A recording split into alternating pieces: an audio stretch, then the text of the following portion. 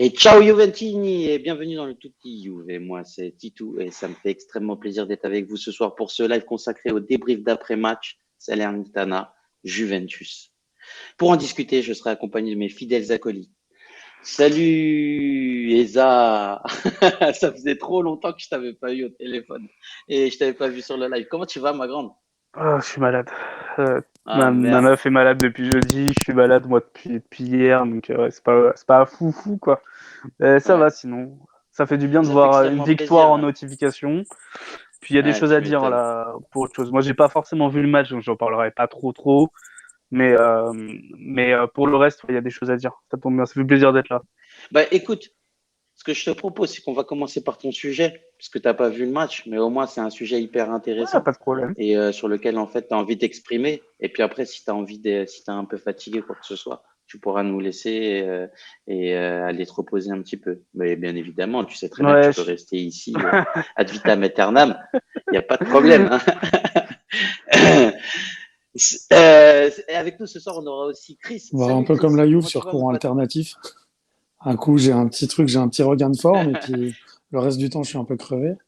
Mais disons que ça va. On est partagé entre Ouais, la victoire, le petit sursaut d'orgueil, et puis ce dont on va nous parler, ouais. Esa, où on va pouvoir un peu discuter. Mais sinon, ça va. Et je crois que en fait, tu as été Ouais, ouais, relayé ouais, ouais, encore ouais. par Philippe Génin. Je crois qu'il t'adore Non, et il te relie sur les non, plateformes, mais sur Twitter, en plein match en je plus. trouvais, en Vas-y, fait, raconte-moi un petit il était peu. prévu de faire un hommage à Andrea Fortunato, qui était un ancien joueur de la Juve, qui est né à Salerne, en fait, et qui est décédé tragiquement d'une leucémie en 95. Et donc, il était en accord entre les deux Mm. tifoseries de faire un hommage à la troisième minute. Donc, en fait, les gars ont applaudi, ils ont mis des banderoles de chaque côté. Et puis je pensais que Sympa. ça allait être relayé, en fait, à la base, par Philippe Jeunin, qui, je pense, n'était pas au courant. Donc, du coup, je l'ai tweeté pour qu'il, j'ai un peu insisté pour qu'il en parle. Et puis, il en a parlé parce que c'est un joueur qui, malheureusement, est décédé tragiquement à l'âge de 25 ans, qui était un énorme, enfin, qui était, bon, qui avait 25 ans, donc on peut pas spécialement dire un espoir, mais qui avait une montée fulgurante, en fait, qui était un latéral et qui avait tout pour être un des meilleurs joueurs, en fait. Et Mm. bah voilà, la tragédie a fait qu'il est décédé, et puis ça avait vraiment frappé évidemment toute l'Italie. Donc je trouvais que c'était bien d'en parler. En fait, c'est bien de se rappeler un peu de ces joueurs, surtout quand ils décèdent tragiquement, quoi. Eh bien, tu as eu raison, mon ami, parce que je pense que le devoir de mémoire, ça fait partie aussi d'un tifosi. Et quand on est tifoso de la Juventus, il faut se remémorer ces potentiels futurs joueurs qui sont malheureusement pas éclos à cause de la maladie. Merci beaucoup, en tout cas, Chris, pour cet hommage et de l'avoir rappelé comme ça et que ça le passe à l'antenne. C'est hyper important pour nous, tifosi. Salut Lionel, comment tu vas, mon pote? Ça va nickel, ça va nickel. Ça va bien mieux que samedi soir après la défaite de l'Atalanta, là, une victoire. Donc c'est top. Ouais, bah ouais, c'est clair, ça donne du baume au cœur, même si ça a été un peu poussif ce soir, on y reviendra après. Mais tout d'abord, on va commencer d'abord par Eza. Juste avant, je tiens à remercier tous les présents sur le chat ce soir et tous ceux qui nous suivent au quotidien, les amis. Ne ratez rien de l'actualité juventine, hein, vous abonnant à nos pages Twitter, Twitch, Facebook et YouTube, et même Instagram désormais. N'oubliez pas d'actionner la petite cloche pour être averti de nos lives en temps réel. En vous abonnant à notre chaîne Twitch, c'est faire une bonne action, les amis. Je le répète, ce live est caritatif et tout ce que nous générons sera reversé à des associations. Donc abonnez-vous, s'il vous plaît. Et tiens, en parlant d'association, on a fait un partenariat avec Enzo, qui était avec nous samedi soir. Et en fait, Enzo, c'est un designer. On a mis en place un jeu concours. Et si vous avez envie de jouer et gagner une bannière personnalisée selon votre souhait, Enzo vous la fera. Et vous pourrez la partager sur Twitter et la voir en bannière Twitter. Il faut juste relayer le jeu concours sur notre chaîne et follow les deux chaînes. Attention les gars, j'ai vu beaucoup de retweets de RT et merci beaucoup, en tout cas, pour votre soutien et la visibilité que vous nous donnez. Mais si vous ne followez pas la chaîne de Enzo plus la mienne, enfin plus la nôtre, pardon, ça ne marchera pas. Vous ne serez pas tiré au sort. Donc n'oubliez pas de nous follow. Je crois que j'ai à peu près tout dit. Je tiens également à remercier tous ceux qui sont là, hein, présents sur le chat ce soir, à savoir Forsaio, Dante Nightcall, Del Pioso. Ça fait extrêmement plaisir de vous avoir. Il y a Del Pioso qui nous dit salut les gars, la victoire fait plaisir, mais ne nous enflammons pas, c'est la Salernitana en face. Sans manquer de respect, tu as tout à fait raison. Il y a Sylviane Chouga qui a pris un abonnement. Merci pour ton 3e mois d'abonnement. Ça fait extrêmement plaisir, Sylviane. Franchement, on peut Merci compter sur Sylviane, toi. hein. Et franchement, un grand merci du fond du cœur. Il y a Forsayo qui nous dit ciao à tous. Il y a Dante Naiko qui nous dit ciao la famille. Homme du match, on est tous d'accord, saoulés. C'est clair. Moi, j'aurais donné le penalty, d'autres non. On en reviendra tout à l'heure. Dante Naiko qui dit c'est bien ce que tu as fait, Chris. Donc, c'est vrai, c'est un beau geste, Chris. Merci beaucoup, en tout cas, pour toute la tifoserie de la Juve. Il y a Cheka2 qui nous dit salut la famille, salut, ciao cugino, spero che stai bene, un abbraccio. Et puis voilà, les amis. Alors, avant tout, je voudrais commencer par un sujet dans les médias sur cette affaire, en fait, des bilans. Et en fait, Eza était présente parmi nous ce soir pour nous en parler un petit peu. Eza, la parole est à toi. Vas-y, on t'écoute. Bon, bah déjà, ouais, je vais dire merci à Chris pour l'hommage à Fortunato. C'est une bonne chose d'avoir rappelé ça à Genève. Et bon, ouais, alors ces derniers temps, il y a quand même eu quelque chose qui a un peu bouleversé le monde du calcio, et ça a commencé comme d'habitude en sortant avec le nom de la Juventus. Alors que l'info, comme quoi il y avait des plus-values étranges, ça fait quand même plusieurs mois que je l'ai vu passer, repasser, notamment sur le transfert d'Osimhen au Napoli, sur le transfert, enfin l'échange du coup Pjanic-Arthur, etc. Et là, effectivement, bah, c'est sorti. La Juve a falsifié les bilans. 42 sur 62 transferts concernent la Juve, etc., etc., etc. Et en fait, on n'en sait strictement rien des détails pour le moment. On a eu droit à des threads sur Twitter très très bons de la part de Vito, donc je vous conseille d'aller les voir. Ils expliqueront aussi très bien en détail sur plein de points la situation. Mais en gros, il faut savoir ça déjà pour le moment. L'enquête est principalement sur le fait que les plus-values seraient gonflées, seraient fictives, entre guillemets. Alors, il y a déjà eu des cas avant qui n'ont jamais mené à des condamnations, sauf une fois. Et c'est là où c'est inquiétant, et c'est là où il faut faire gaffe. Il y a eu le Milan, déjà, qui avait été concerné par ça dans les années 2000. Au final, 2008, il n'y a pas eu de condamnation, il n'y a rien eu. Et il y a eu Cesena, qui avait fait ça avec un seul club. Cesena, actuellement, c'était dépôt de bilan, retour dans les bas-fonds du football italien, parce qu'ils ont été condamnés à une grosse amende pour ça. Parce que eux faisaient exactement le même montant de transfert sur tous les joueurs et tous les jeunes, avec exactement le même club en continu, pendant plusieurs années. Alors, tu peux expliquer un petit peu, c'était quoi En gros, c'était des transferts à 8 millions, voilà, constamment des transferts à 8 millions, dans les mêmes directions, sur des jeux. Des souhaits. Voilà. Le cochon, le petit halouf. Oh purée. Ça, tu m'en as mis plein partout. Donc, des transferts à 8 millions. En gros, voilà. En gros, faut dire ça, voilà. Avec le même club. Même avec des joueurs qui n'étaient pas jeunes, c'était constamment quasiment le même montant envers le même club et tout. Donc, à un moment donné, effectivement, on a commencé à parler de plus-value fictive, et c'est à ce moment-là déjà que les gens du foot italien ont commencé à se méfier des plus-values gonflées, des plus-values fictives. Parce que, on va revenir sur le principe de la plus-value et ce que ça implique en comptabilité dans le football, comme Vito l'a déjà fait plusieurs fois.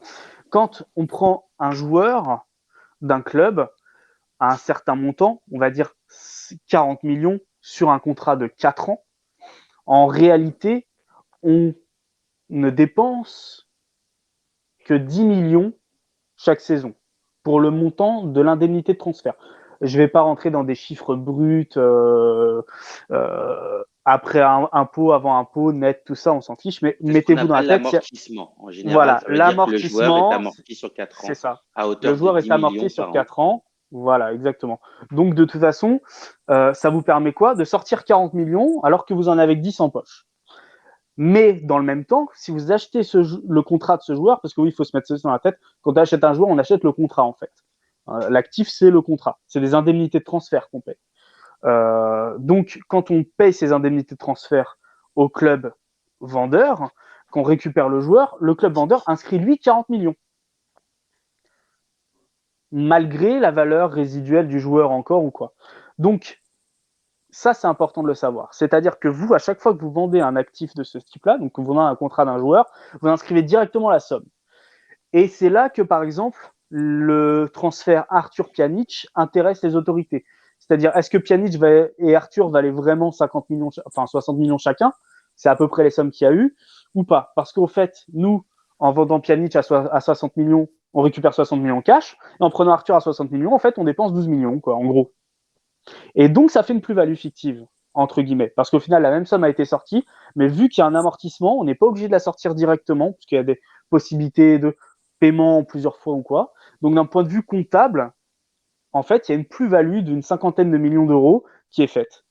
Et c'est là déjà où il y a une première enquête. Il y a une deuxième enquête aussi, ils essaient de savoir si les plus-values gonflées pour des jeunes joueurs qui sont vendus parfois 8, 10 millions, 12 millions, comme l'échange aussi Marley et Tongia entre l'OM et la Juventus.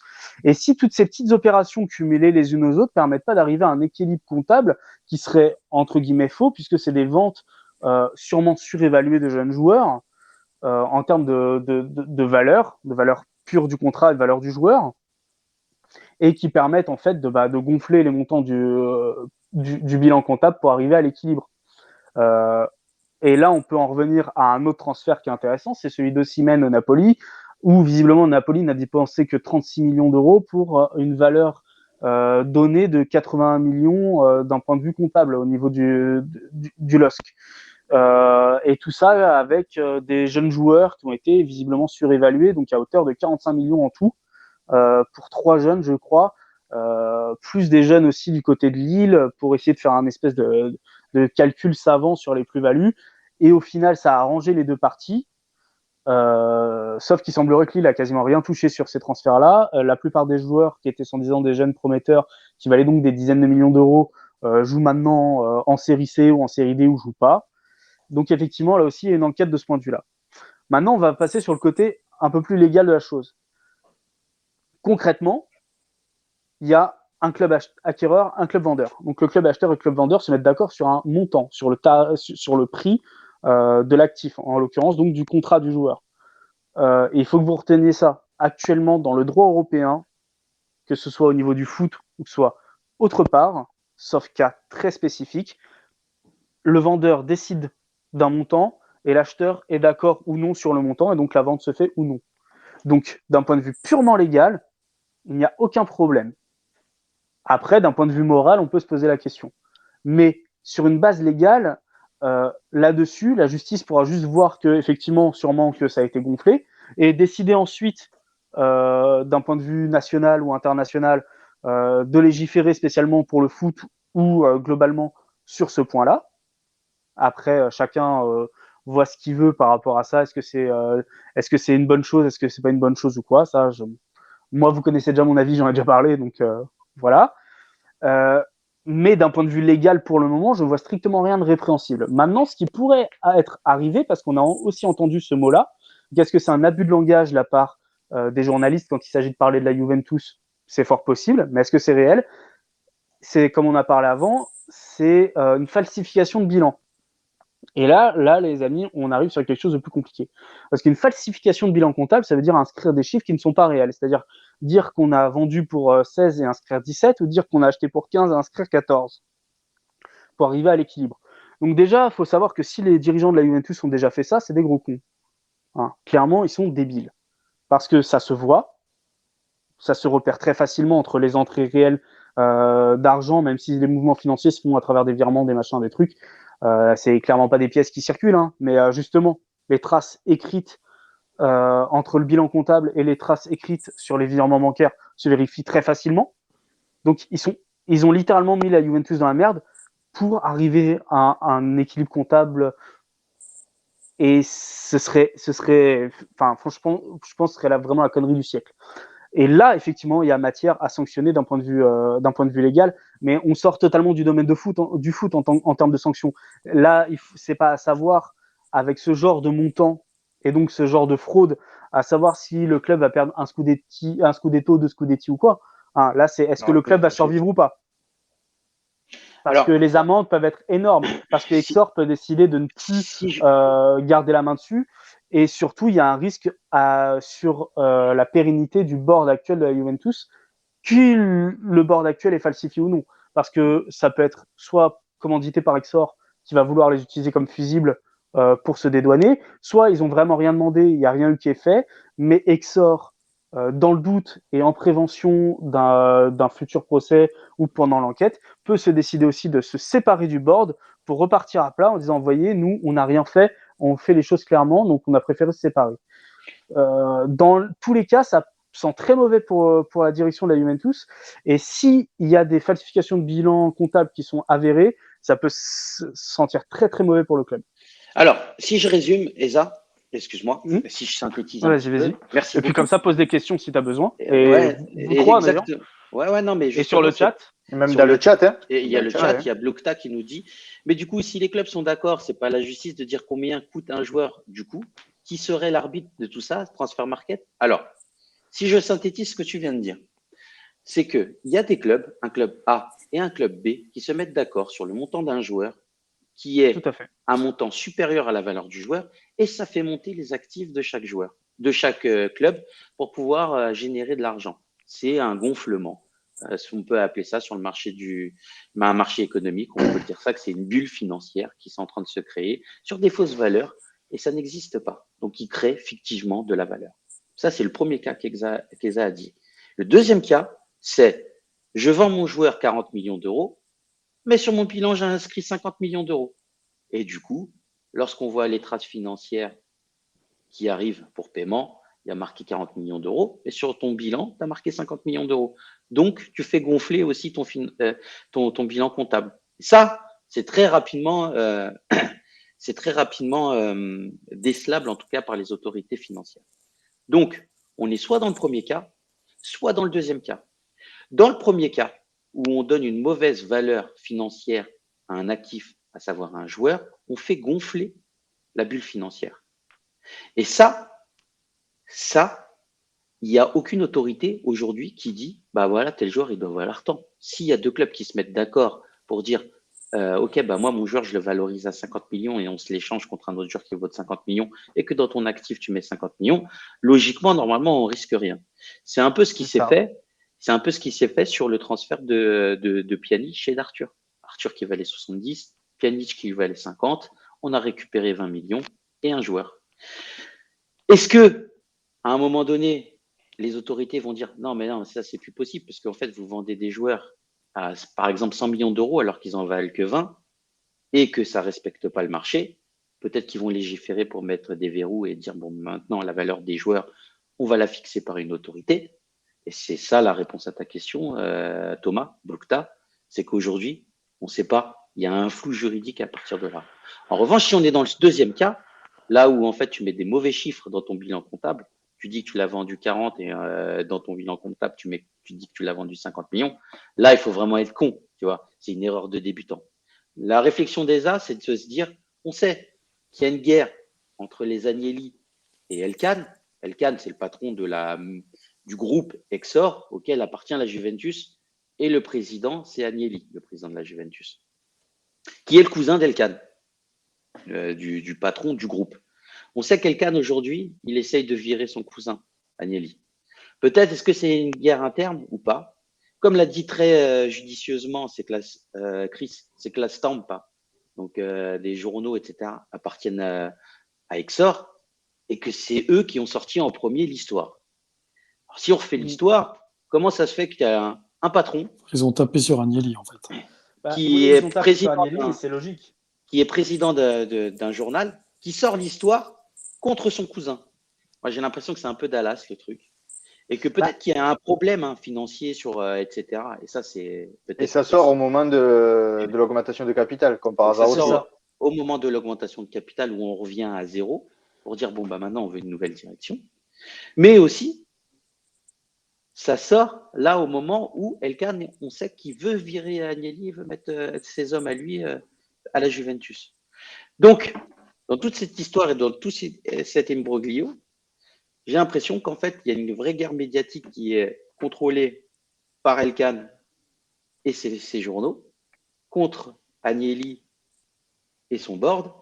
Et au-delà de ça, c'est que cette affaire financière-là touche d'autres clubs en Europe, à savoir en Espagne, à savoir en Angleterre, à savoir en France, à savoir en Italie, et pas que la Juventus. On parle de l'Inter, l'Atalanta, le Genoa, la Sampdoria, on parle du Barcelone, on parle de City, de de City, Lille, de tout le monde. de Bah, en Marseille. fait, de tous les clubs qui ont été acheteurs Tous ceux qui ont fait vendeurs. des transferts avec plus-value. Bah oui, Bien de sûr, toute façon. c'est ça. Tous ceux qui ont travaillé avec la Juve, tous ceux qui ont travaillé avec l'Inter, tous ceux qui ont travaillé avec Genoa, tous les transferts dont tu parles plus-value, tu as toujours les deux clubs. Donc c'est pour ça que c'est impossible. Et je voulais rebondir sur ce que disait Blukta. Blukta disait comment c'est possible de falsifier un compte à la Juventus alors qu'ils sont en bourse. Et moi, ce que je voulais compléter aussi, c'est est-ce que, comme la Juve sort à chaque fois un communiqué de presse à chaque transfert et qui détaille tout à chaque fois, comment on peut falsifier un bilan avec des communiqués de presse qui t'expliquent quasiment parfaitement comment va être payé le joueur et qu'est-ce qui est inscrit dans un bilan, et marquer autre chose sur le bilan. Je trouve pas ça Ah non, mais possible. c'est totalement con. Attends, juste, Eza, tu peux faire un test, pour savoir si on t'entend. Test. Dites-nous dans le chat si vous entendez Eza, s'il vous plaît. Parce qu'elle a dû se déconnecter. Hein. Est-ce que vous l'entendez? Je me suis déconnecté sans vouloir. C'est bon? Bah, j'ai l'impression que ça a l'air plutôt bon. Bon, j'ai pas de retour, en tout cas, du chat. Thomas, Blukta, est-ce que vous l'entendez? Vous m'entendez là? Moi, en gros, pour revenir à ce que vous disiez, notamment ce que demandait Blukta. Ouais, c'est bon. Ce que disait Blukta, en fait, il n'y a pas d'autorité. Par contre, il y a une manière très simple de le faire. Ce serait ce que j'évoquais une fois dans un live il y a quelques temps. Ce serait d'interdire que les indemnités de transfert soient supérieures à la valeur résiduelle du contrat du joueur. Donc, à partir du moment où c'est comme ça, de toute façon, il n'y aurait plus de transfert à 100 millions, 50 millions ou quoi. T'as raison. Et ce serait facilement vérifiable de savoir si ça a été gonflé ou pas d'un point de vue comptable. Et c'est une réforme globale de l'économie du foot. Donc, ça s'accompagnerait de plein d'autres mesures. Mais effectivement, il n'y a aucun, à part cette vraie valeur résiduelle qui est cette valeur comptable du joueur, entre guillemets, qui elle, est fixe et fixe, qui, elle, est vraiment vérifiable. Il n'y a pas d'organisme qui peut déterminer telle ou telle chose, parce que au final, Transfermarkt, c'est subjectif. Alors, c'est un peu plus proche de la réalité que ce qu'on peut entendre dans des journaux ou en période de mercato, mais ça reste subjectif. Ils établissent la valeur par rapport à des critères que eux ont établis. Donc, actuellement, comme le disait Titou, à part légiférer et mettre en place peut-être un organisme qui va dire oui, non, ça c'est trop, ça c'est pas assez ou quoi, auquel cas, de toute façon, ça resterait subjectif si c'était juste pour limiter les plus-values gonflées. Et ça pourrait être sujet à dérive aussi, donc accepter qu'un club fasse une telle plus-value et pas un autre pour X ou Y raison. Je vois pas comment il pourrait te dire bah non, cette plus-value elle est pas valable, à part dans les cas extrêmes comme celui de Cesena par exemple.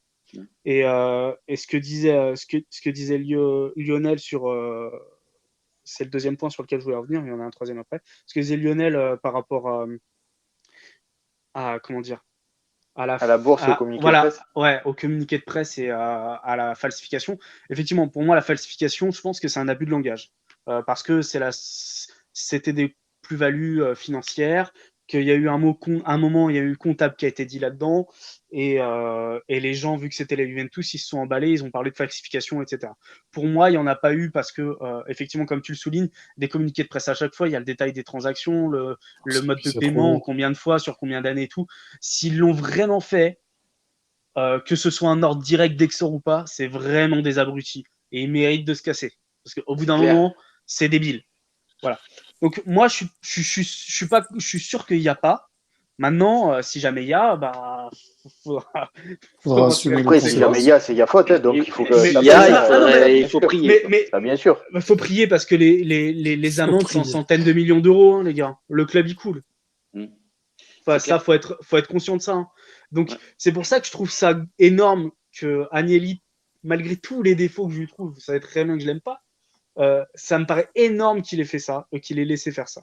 Surtout à des financiers comme ça. Après, par rapport à la Juventus. Il vient d'annoncer qu'Exor, ils ont 9 milliards à dépenser l'année prochaine. Donc, ils peuvent payer les amendes, il n'y a pas de souci. Ah, mais 9 milliards, ça va passer dans les mains des actionnaires uniquement, hein, ça va pas passer dans la Juventus. Hein. Non, c'est 9 milliards pour se développer, et pour acheter, je pense, d'autres choses. Ouais, non, mais... En tout cas, merci Eza, vraiment. Le troisième point, c'est vrai. c'était quand vous avez parlé de la guerre médiatique, comme vous dites. Ouais. Je pense qu'effectivement, le timing est pas anodin. Maintenant, comme je disais aussi, j'ai déjà entendu parler de ces transferts et des enquêtes dessus. Il y a déjà plusieurs mois en arrière. Donc en fait, ce qui pour moi est un signe que la direction va sauter dans tous les cas, je suis sûr à 99,9% qu'elle va sauter dans tous les cas, qui est falsification, pas falsification, plus-value, sanction, pas sanction, rien, on s'en fout. C'est justement ces signes. La Stampa qui sort le truc alors que Elkan pourrait protéger, Agnelli, qu'il l'aime ou qu'il l'aime pas, pour protéger le club. Là, clairement, il le met en position de difficulté pour mieux justifier un éventuel licenciement. Le fait qu'effectivement, il y a des rumeurs depuis plusieurs temps qu'il veut remplacer Agnelli parce qu'il n'est pas satisfait. Donc, pour moi, oui, tout ça, c'est des signes que la direction va sauter. De toute façon, j'ai envie de te dire, Eza, par rapport Et à tant ça. mieux pour moi. Mais après, De toute façon, par rapport à ça, et c'est vérifiable, les amis, hein, vous pouvez aller regarder lorsque le club de la Juventus va mal. C'est toujours qu'il y a une guerre dans la famille ouais. propriétaire. C'est toujours été comme ça. Vous pouvez aller voir, hein, lorsqu'on a des mauvais résultats, qu'il y a des mauvais mercatos, que en fait il n'y a plus d'argent, etc. Ça a toujours été le fruit d'une guerre entre la famille, dans la famille, à la mort de l'avocat, lorsqu'ils ont voulu faire des investissements. Désormais, avec les mercatos qui sont ratés, où en fait on n'a pas d'oseille, mais il y a des renflouements par derrière. En fait, ça leur plaît pas. À un moment donné, quand on se retrouve à moins 400 millions d'euros, alors qu'il y avait eu des investissements conséquents, etc., et qu'il faut renflouer de plusieurs centaines de millions d'euros pour revenir à l'équilibre, ça plaît pas. Et donc, du coup, dans la famille, ça se bagarre, c'est Dallas. Et derrière, c'est toujours le club de la Juventus, de toute façon, qui en paye les pots cassés. Et quand on est dans des difficultés comme ça, la Juventus, en général, c'est qu'il y a une guerre de famille, dans la famille Agnelli, Elkan, derrière. Ouais, souvent, ouais. Souvent, ça a été comme ça. Et c'est vérifiable. Allez le vérifier. Vous allez voir pas mal d'histoires comme ça. Allez le vérifier. Vous avez tout sur Internet. Et franchement, vous avez toutes les preuves à l'appui. C'est passionnant, en fait. Merci beaucoup, Eza, pour ça. On va passer sur le débrief. Mais bien évidemment, tu peux rester. Il n'y a pas de sujet. Je vais vous écouter. D'accord, avec grand plaisir. Prends soin de toi. Je réagirai. Non, mais je vais rester là avec vous. Je réagirai peut-être une ou deux fois sur des joueurs. Ok, avec grand plaisir. Que j'aime pas, juste pour les. Sur le match de Soulé, énorme. Voilà, homme du match, il mérite 10. Si on mettait des notes, je donnerais 10. Allez, c'est parti, les 46. 46, Thibaut. 46 millions. La Juventus. T'es mal à plus-value. La Juventus ce soir a joué en 4-4-2. En tout cas, l'équipe la mettait en 4-2-3-1. Qu'est-ce que vous en avez pensé ce soir, Chris? On t'a pas beaucoup entendu. Qu'est-ce que tu as pensé du club de la Juventus? Déjà sur la formation, est-ce qu'on était sur un 4-4-2 ou un 4-2-3-1? Non, 4-2-3-1, je pense. Non, 4-2-3-1, parce qu'en plus, on a vu que souvent, Locatelli et Bentancur revenaient derrière, enfin, étaient bien des fois reculés pour récupérer, pour redemander la balle et tout. Non, ça me paraît correct. Écoute, qu'est-ce que j'ai pensé de ce match? Un match classique contre un relégable, tu vois, où on est par alternance, on fait des trucs où on leur marche dessus, quoi. Et puis des fois on dort, quoi, comme d'habitude, quand on fait une deuxième mi-temps un petit peu calamiteuse. Mais et puis on sent quand même qu'on est une équipe qui est malade, donc ça prend pas de risque. Pour ceux qui regardent sur les canaux français, donc sur beIN, plusieurs fois ils l'ont dit, et puis je pense en parler, et puis Jeunin et Pessler l'ont dit. Tu sens qu'il y a des fois, ça va faire une passe en retrait, alors ils peuvent se retourner, il y a une passe offensive à faire, ou il y a une petite passe un petit peu plus risquée pour casser une ligne, pour amener le danger. Et je sais pas si vous avez fait attention, le nombre de fois où les joueurs s'excusent auprès de leurs coéquipiers parce qu'ils leur ont pas mis le ballon et qu'ils sont partis sur un canal, on va dire, un petit peu plus simple, ça montre qu'on a une équipe malade. Après, on a eu des petites phases qui étaient jolies. Cette fameuse action où Dybala doit être le troisième. Bon, voilà. On a eu des actions qui étaient sympas. Mais après, c'est un moindre mal de gagner aujourd'hui. En face, il n'y avait vraiment rien. Et encore, on est à deux doigts de se prendre un but incroyable parce que c'est encore super mal défendu. Et super mal défendu de la part aussi de Kulusevski qui ne revient pas et c'est arrivé par deux fois. Mais non, bah, après l'important c'était de gagner. De toute façon, on sait très bien qu'on doit prendre 15 points là. Mm. 15 points, C'est donc la limite, moi j'ai envie de vous dire, actuellement, la manière, je m'en fous. De toute façon, on n'aura pas du beau jeu. Donc ça va être que par alternance. Après, moi, ce schéma, il me plaît un peu mieux parce que c'est vrai que les joueurs sont. Je trouve qu'il y a un peu plus de mobilité. Moi, ce qui m'inquiète avec Allegri, c'est qu'il est toujours en train de changer et puis qu'il met jamais de continuité. Donc c'est ça qui m'inquiète parce que ça se trouve le prochain match, on va jouer en 4-3-3, on va jouer en 4-4-2 et puis ça va être de nouveau le cirque.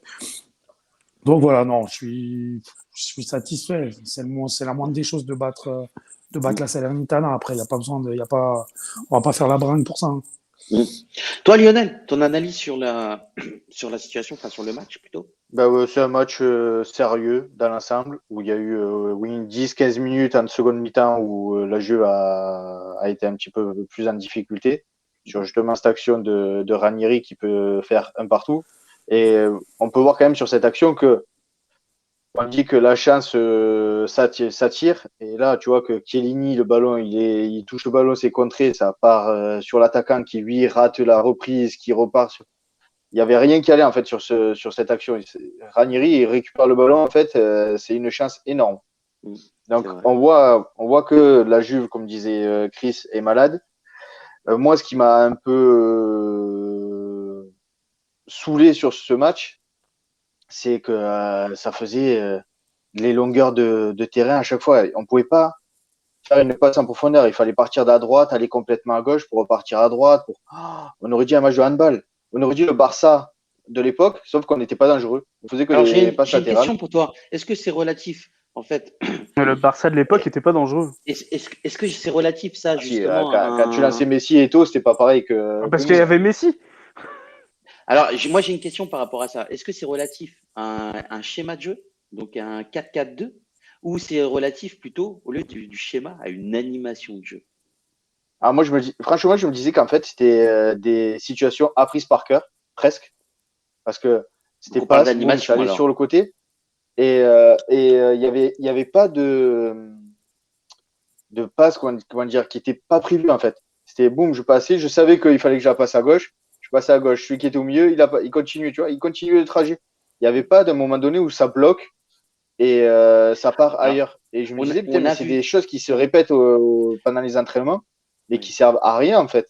On a Dans vu le des match, ça sert à rien. dédoublements en première mi-temps, tu vois, et moins en deuxième mi-temps. On a vu, et notamment en fin de première mi-temps, vers la 35-40e minute. Si vous avez envie de revoir le match, vous pouvez le revoir. Sur le côté droit, à un moment donné, il y avait beaucoup de permutations. Et j'ai trouvé qu'en fait, là, tu vois, l'animation de jeu était hyper intéressante dans la mesure où tu avais une permutation, tu avais toujours un jeu en triangle, tu avais toujours un joueur qui dézonnait pour venir chercher la balle et qui la demandait. En revanche, sur la deuxième mi-temps, comme le dit Lionel, moi ce que j'ai vu, c'est beaucoup de passes latérales et on essaye de faire Tout des était jeux. prévisible. Donc, est-ce que c'est vraiment une question?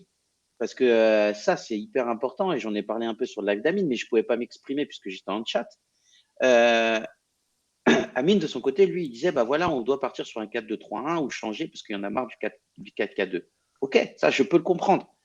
Parce que ça permet d'avoir les joueurs dans de meilleures dispositions. Et moi, ce que je dis, c'est un peu différent. C'est que la philosophie du jeu, l'animation du jeu, qui n'est pas forcément relatif Ouais. en fait à un schéma de jeu, doit permettre aux joueurs de jouer d'une manière différente et doit leur permettre de donner leur pleine quintessence. Et tu vois, en fait, ce que toi tu décris là, ça me rassure parce que là, on parle vraiment d'animation de jeu. Voilà, tu peux te dire, voilà, je passe de la gauche vers la droite, etc. Mais à quel moment tu déclenches la passe vers l'avant? À quel moment tu as envie d'aller jouer sur un football offensif? Tout est prévisible.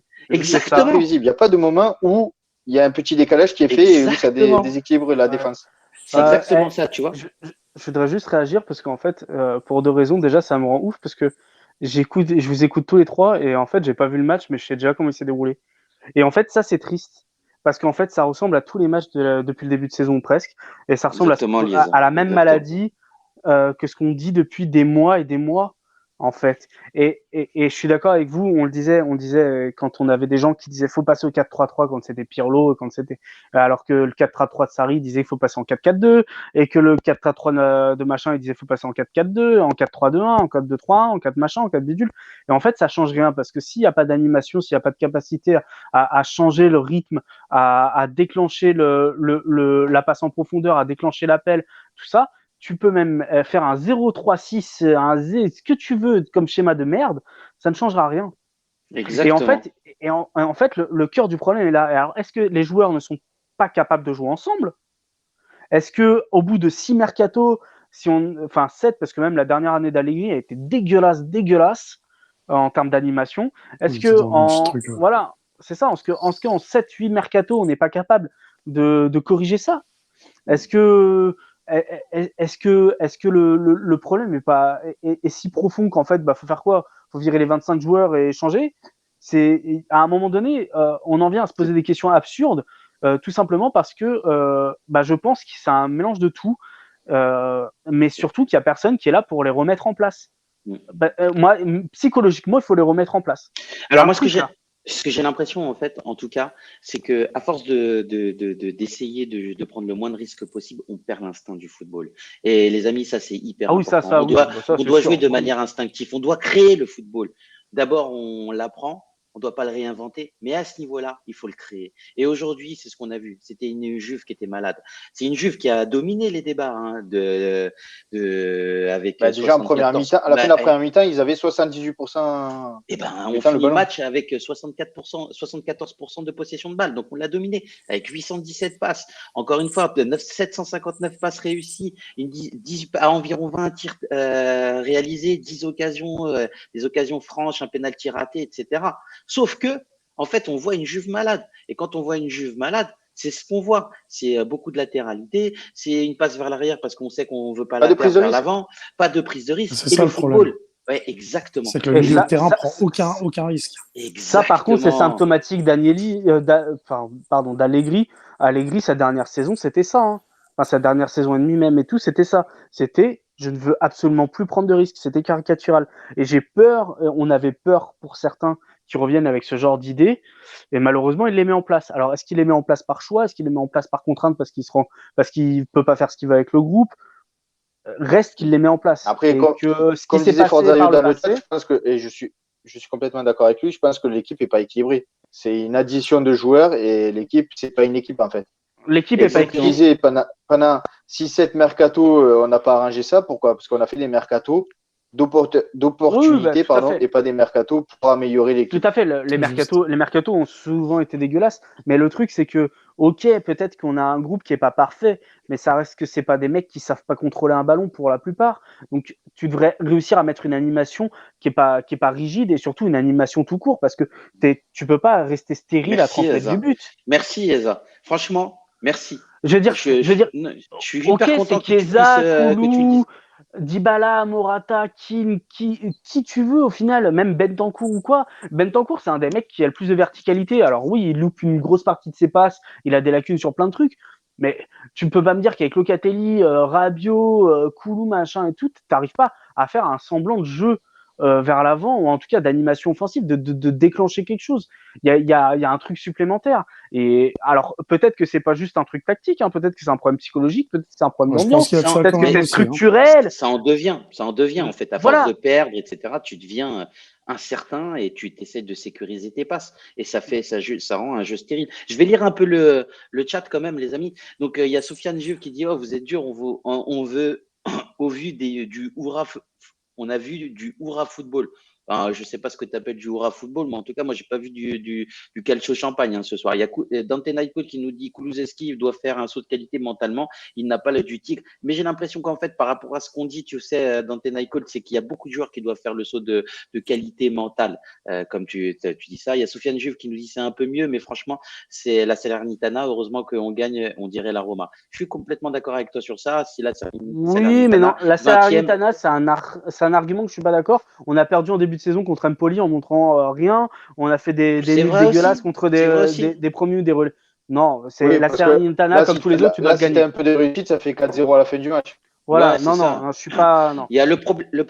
Forzaio qui nous dit le problème sont que nos joueurs ne sont pas compatibles, l'équipe n'est pas équilibrée et il y a répondu Lionel. Il y a Bof qui nous dit pour changer de rythme, il faut des joueurs pour cela. Seuls Dybala et Cuadrado en sont capables. Et je rajouterais également Locatelli, les amis, qui aujourd'hui a joué vers l'avant. Merci Locatelli. Et lui, il a trouvé de l'instinct. Lui est parti vers l'avant. On y reviendra, mais en tout cas, c'est ce que j'ai vu.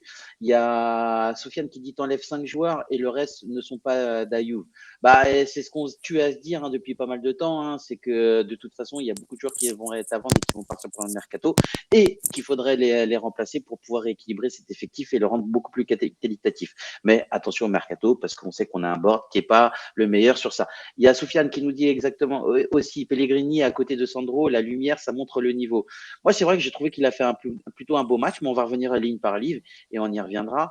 Il y a Tcheka2 qui nous dit faut un peu fifatiser le jeu. L1 plus X, une, deux, puis ouverture, triangle, et voilà. Mais c'est vrai, c'est entre guillemets ce qui nous dit Tcheka, c'est voilà, on fait un 1-2 dans l'axe et on essaye de partir. Et les seules fois où on a voulu, où on l'a fait, ça a mené à des actions de but, comme avec Dybala qui l'a mis à côté. Tout à l'heure, Chris nous revenait un peu dessus. Chris, prends un peu la parole un petit peu sur les interventions de Szczesny et cette ligne défensive qui était composée de Pellegrini, Chiellini, De Ligt, Cuadrado. Qu'est-ce que tu en as pensé, toi, mon ami? De Ligt à droite, d'ailleurs, pour quelqu'un qui ne sait pas jouer à droite. J'ai trouvé que De Ligt, il était plus dans un rôle à la Bonucci aujourd'hui, c'est-à-dire qu'on voyait que c'était plus Chiellini qui allait au charbon, même si De Ligt a eu quelques petites interventions. Chiellini a fait du Chiellini. J'ai trouvé que ça allait. En plus, Simi, il est quand même assez imposant. Un peu léger dans ses relances quand même. Non, alors, je te parle défensivement. Moi, je te parle défensivement. Okay, quand je dis Chiellini a fait du Chiellini, c'est de toute façon quand Chiellini fait du Chiellini, c'est aussi dans ses relances, c'est pas bon. Je veux dire, on va pas se mentir. Des fois, il y a des petits moments de panique. Voilà, de toute façon, il est comme ça. Il a toujours été comme ça. Après, voilà, donc non. Et, moi, ce qui m'a gêné, c'est le début de la seconde mi-temps où on se met en difficulté tout seul. Après, c'est pas forcément la faute c'est pas forcément de la faute. Des axios. Par exemple, on voit que sur 2 actions, comme je l'ai dit avant, c'est Cuadrado, il est là quoi pour défendre, il peut pas faire grand chose. Puis t'as Kulusevski qui s'arrête et qui regarde, tu vois. Ça m'a un peu gêné. Et puis on s'est mis en difficulté tout seul, disons, sur le premier quart d'heure de la deuxième mi-temps, parce que franchement, je vous dis, en face, à part Simi, qui est juste imposant, donc en fait, c'est sûr qu'il est pénible avec son jeu au corps, mais face à Chiellini et De Ligt, tu t'en sors ils sont plus ou moins bien sortis quand même. Après, voilà, quoi. Je sais pas, c'est un peu bizarre comme match parce que on n'a pas grand chose à faire, mais mine de rien, on peut quand même prendre un but. Moi, ça m'a saoulé un peu, ça. Je te dis, le deuxième mi-temps, il m'a saoulé, mais aussi, ça a été dû aussi avec beaucoup d'imprécisions techniques de la part de toute l'équipe, des problèmes de contrôle et tout. Donc voilà, après Szczesny, j'ai pas grand chose à dire. Il a pas un arrêt à faire, quoi. Alors moi j'ai trouvé que Chiellini en fait et Pellegrini ont perdu beaucoup de ballons aujourd'hui. 10 pour Chiellini et 13 pour Pellegrini. En même temps, Pellegrini amène une autre un peu plus de punchy quoi sur son côté gauche et un peu plus vivace que Sandro et en tout cas il permet aussi d'avoir des doublements et je trouvais ça hyper intéressant dans la mesure où il fait quelques centres même s'il en a réussi, il en a réussi 0. C'est ça le problème. C'est un péché de jeunesse, de qualité, ou en tout cas peut-être. Alors, est-ce que c'est lui qui a réussi 0 ou est-ce que c'est qu'il n'y a pas d'attaquant devant? Ah non, c'est qu'il en a réussi 0. Oui, mais s'il n'y a pas d'attaquant devant. Ah, il y avait de la présence aujourd'hui un petit peu. Ouais, non, mais alors. D'être présent.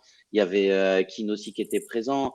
Même si Keane derrière, on reviendra. Et on a, par exemple, si tu en as qu'un et que tu as accès, et si tu as que Keane et que tu as cette défense au retour. Compliqué de réussir ton centre. Parce que le problème, c'est que. Moi, j'ai vu plutôt des centres qui étaient ratés et qui n'arrivaient pas, qui arrivaient soit trop loin. J'ai pas vu le match. Moi, la question que je me pose, c'est voilà, est-ce que vous avez trouvé sur le match que tous ces centres étaient ratés? C'est-à-dire que de toute façon, même avec quelqu'un à l'endroit où le centre retombait, le centre ne servait à rien ou n'était pas dangereux. Même avec de la présence, le centre n'était pas délivré là où il y avait de la présence. Alors, est-ce que même si c'était délivré au bon endroit, le centre n'aboutit pas parce qu'un défenseur prend le dessus ou quoi? Parce que le problème, il est là sur les stats. Je repense au centre qu'il fait avec Akin en première mi-temps. Tu vois, parce que sur les stats, mec qui est plus en confiance, si tu as Lewandowski, il y a la retombée. Oui, mais t'as qui? Enfin, c'est pas un sujet. C'est ce que je te dis. Donc son centre, il est nickel. Il est à la bonne hauteur pour que Keane y mette le plat du pied. C'est Keane qui a un retard d'1 mètre. Voilà, donc quelque part, tu vois, moi sur la stat de centre raté, faut toujours remettre en corrélation avec ce qui a pu se passer dans le match. Parce que des fois, ils te comptent des centres réussis, c'est des bananes le truc, mais t'avais un mec qui était là parce qu'il était en retard de 2 mètres, au final, il était là où il y avait le ballon et ça donne un bon truc, tu vois. Alors, donc, c'est toujours une stat qui est compliquée à interpréter. Alors, c'est vrai, t'as raison. Sans avoir vu le match. sans avoir Non, vu le mais match, tu vois. c'est vrai, vous avez raison. Ça dépend aussi de ton attaquant, est-ce qu'il va être présent, etc. Mais tu dois juger aussi la force de ton attaquant. Si tu sais qu'en fait, c'est pas un mec rapide, tu vas peut-être moins lui mettre dans sa course, tu vois. Plus un peu plus vers lui. Et c'est en ce sens-là. On est dans une équipe. On doit juger son attaquant. On doit savoir ce qu'il est capable de faire ou pas. Mbappé, Ouais, tu mais vas là, pas on lui parle mettre de sur la la tête. Juventus. Ouais, mais non. Mbappé, par exemple, tu vas pas lui mettre sur la tête. Même s'il marque, il a marqué C'est- 2, 3 buts de la tête. Tu vas essayer plutôt de lui mettre à mi-hauteur ou au niveau du pied si tu lui fais un centre. Ben, c'est ça que je dis, tu vois. Et aujourd'hui, mettre un Après, déjà, il centre, y a des Ok, centres ok, non, mais il n'y a pas de souci. du tu côté vois, gauche. Ça fait très longtemps qu'on n'avait pas vu de centre du côté gauche. c'est vrai. Alors ça, c'est vrai. Tu as tout à fait raison. Et c'est pour ça que je dis quand même que je suis Si, content il y parce avait qu'en l'autre, fait, là, il amène un qui avait truc. fait des belles galettes là, la dernière fois en live. On avait même dit, oh putain, j'avais vu ça Bernardeschi. Hein, c'était chaud. Chris, Après, moi, j'ai pas euh, parlé des latéraux, justement. ouais. Moi, Pellegrini, je vais peut-être un peu être à contre-courant de tout le monde. Alors, effectivement, je lis partout, c'est jour et la nuit avec Alexandro. Alors, ça, je suis totalement d'accord parce qu'on voit qu'il met de la hargne. Mhm. On voit à un moment donné, il a fait une grosse percée, où il se fait reprendre. Ouais. Et tu vois qu'il est déterminé. Mhm. Tu vois qu'il est déterminé, tu vois qu'il Un a du peu foufou, hein, caractère. un peu Tu vois brouillon, je ouais, puis trouve. tu vois qu'il a du caractère. Après, attention avec lui. Parce qu'on sait qu'à Cagliari, c'était pas non plus énorme. On va dire qu'il est là un peu par défaut aussi. Oui. Il est là totalement par défaut. Donc, voilà. Sur un match comme aujourd'hui, bah écoute, il fait plus ou moins. Ouais, il essaie d'apporter plus qu'Alexandro, ça c'est sûr, parce qu'Alexandro, je pense que son cycle il est totalement terminé chez nous et il doit partir le plus rapidement possible. Il restera jusqu'à la fin de la saison, ça c'est sûr, mais voilà. Donc voilà. Donc c'est vrai que moi je trouve que le point positif de Pellegrini, c'est son engagement. Mais ça fait du bien parce qu'effectivement Alexandro qui quand il fait deux débordements, il revient, il lui faut un déambulateur et puis un respirateur artificiel. Mhm. Ça c'est sûr que ça nous change. Après, tu vois que si tu contrebalances et que tu compares avec le côté droit et Quadrado, qui n'est pas le même joueur, évidemment, tu vois qu'il y a quand même, c'est quand même pas la même chose parce que Quadrado, encore une fois aujourd'hui, je trouve il a quand même pas mal apporté offensivement, même si ses centres, je les ai pas trouvés non plus terribles. Bah, ses tentatives, il a fait une ou deux tentatives qui ont rien donné, mais néanmoins, il arrive bien à combiner, tu vois. Mhm. Il a réussi à trouver pas mal de fois Kulusevski ou à décaler, à servir dans l'axe Dybala dans sa position préférée. Malheureusement, bah, le Dybala n'a pas eu hormis sur le but, mais qui n'est pas sur la même action, sur une action de ce type, qui n'a pas eu la réussite habituelle. Néanmoins, voilà, on voit la différence entre quelqu'un qui apporte vraiment, vraiment, vraiment quelque chose et ce qu'on a à gauche. Donc c'est pour ça que moi je préfère être prudent, parce que quand on va jouer des plus grosses équipes et si c'est Pellegrini qui joue, ça on risque de voir un autre visage aussi, quoi. Et Mhm. puis donc voilà, donc je contrebalance avec ça. Mais bon, aujourd'hui, enfin, je fais pas la fine bouche parce que l'important c'était de gagner et puis voilà quoi. Alors, il y a Fonsayo qui nous Oui, et dit, puis moi, juste, j'aimerais bien lui répondre. Il y a vas-y, Fonsayo qui vas-y, nous vas-y. dit, en vous écoutant, on a l'impression qu'on a perdu. Lol. Alors, Fonsayo, je sais que tu es un peu taquin. Je sais, mon ami, je sais que tu as envie de nous dire. Je sais que tu as envie de te réjouir parce qu'on a eu une victoire, etc. Mais, sincèrement, même si on a dominé cette rencontre, on peut pas dire on peut être content. Ah, franchement, on est 1-0 au niveau de la deuxième mi-temps. On se prend un poteau, on a de la chance, on a de la réussite. Il y a des erreurs défensives, des erreurs au niveau de l'animation de jeu, pas de prise de risque, etc. On joue contre le 20e. Alors effectivement, on a perdu contre Empoli, comme dirait Eza. Mais en même temps, on est la Juventus. Normalement, on doit leur marcher Ouais, mais dessus, non, on doit leur chier ça dessus. fonctionne plus Et comme c'est plus argument, comme ça. ça. Voilà. Et aujourd'hui, on a le droit enfin, en tout cas, moi, d'être un peu déçu même si c'est une victoire. Alors, je suis très content pour la victoire parce qu'il nous faut des points, mais c'est mi-figue, mi-raisin. Après, chacun Après, peut l'avoir, c'est des matchs peut qu'on a l'avoir déjà comme vu il la des veut. dizaines Hein. de fois, des matchs de milieu de semaine contre un petit mal Ah, mais classé. tu fais nul ou C'est des défaite. matchs qu'on a vu des dizaines et des dizaines de fois. Donc, l'important, c'était de gagner. On venait de prendre 2 leçons de foot contre Chelsea et l'Atalanta. Il fallait faire quelque chose, il fallait stopper l'hémorragie, et l'hémorragie a été stoppée ce soir, même si ça n'a pas été du grand foot. C'est ce que Donc, j'allais dire, en c'est fait. 3 points qui sont bienvenus. Bien Donc, sûr, mais ça, c'est voilà. sûr. Pour revenir à Pellegrini, pour moi, même si Je voulais juste dire un truc avant. c'est pas Maldini, hein. Vas-y, je te laisse, après je reprends sur Ouais. Pellegrini. Juste par rapport à ce que Forzaio disait justement, moi je suis d'accord, enfin je comprends les deux côtés. C'est normal que en ayant eu l'habitude d'avoir une Juventus qui était dominante et dominatrice sur le terrain pendant plusieurs saisons d'affilée, ça te fasse chier de voir des matchs comme ça et que tu aies une déception derrière et que tu analyses de manière assez dure les prestations des joueurs. Maintenant, pour avoir vu ce que les joueurs font depuis plusieurs mois, C'est encourageant d'un côté. eh ben, s'ils font des matchs comme ça chaque rencontre, mais qu'ils les gagnent, ou qu'ils font nul quelque part, bah, tu t'en contentes. Moi, c'est la position. C'est tout. En fait, c'est un contexte global. T'es obligé de t'en côté. contenter et finalement, bon, bah, ok, ils gagnent. Quoi.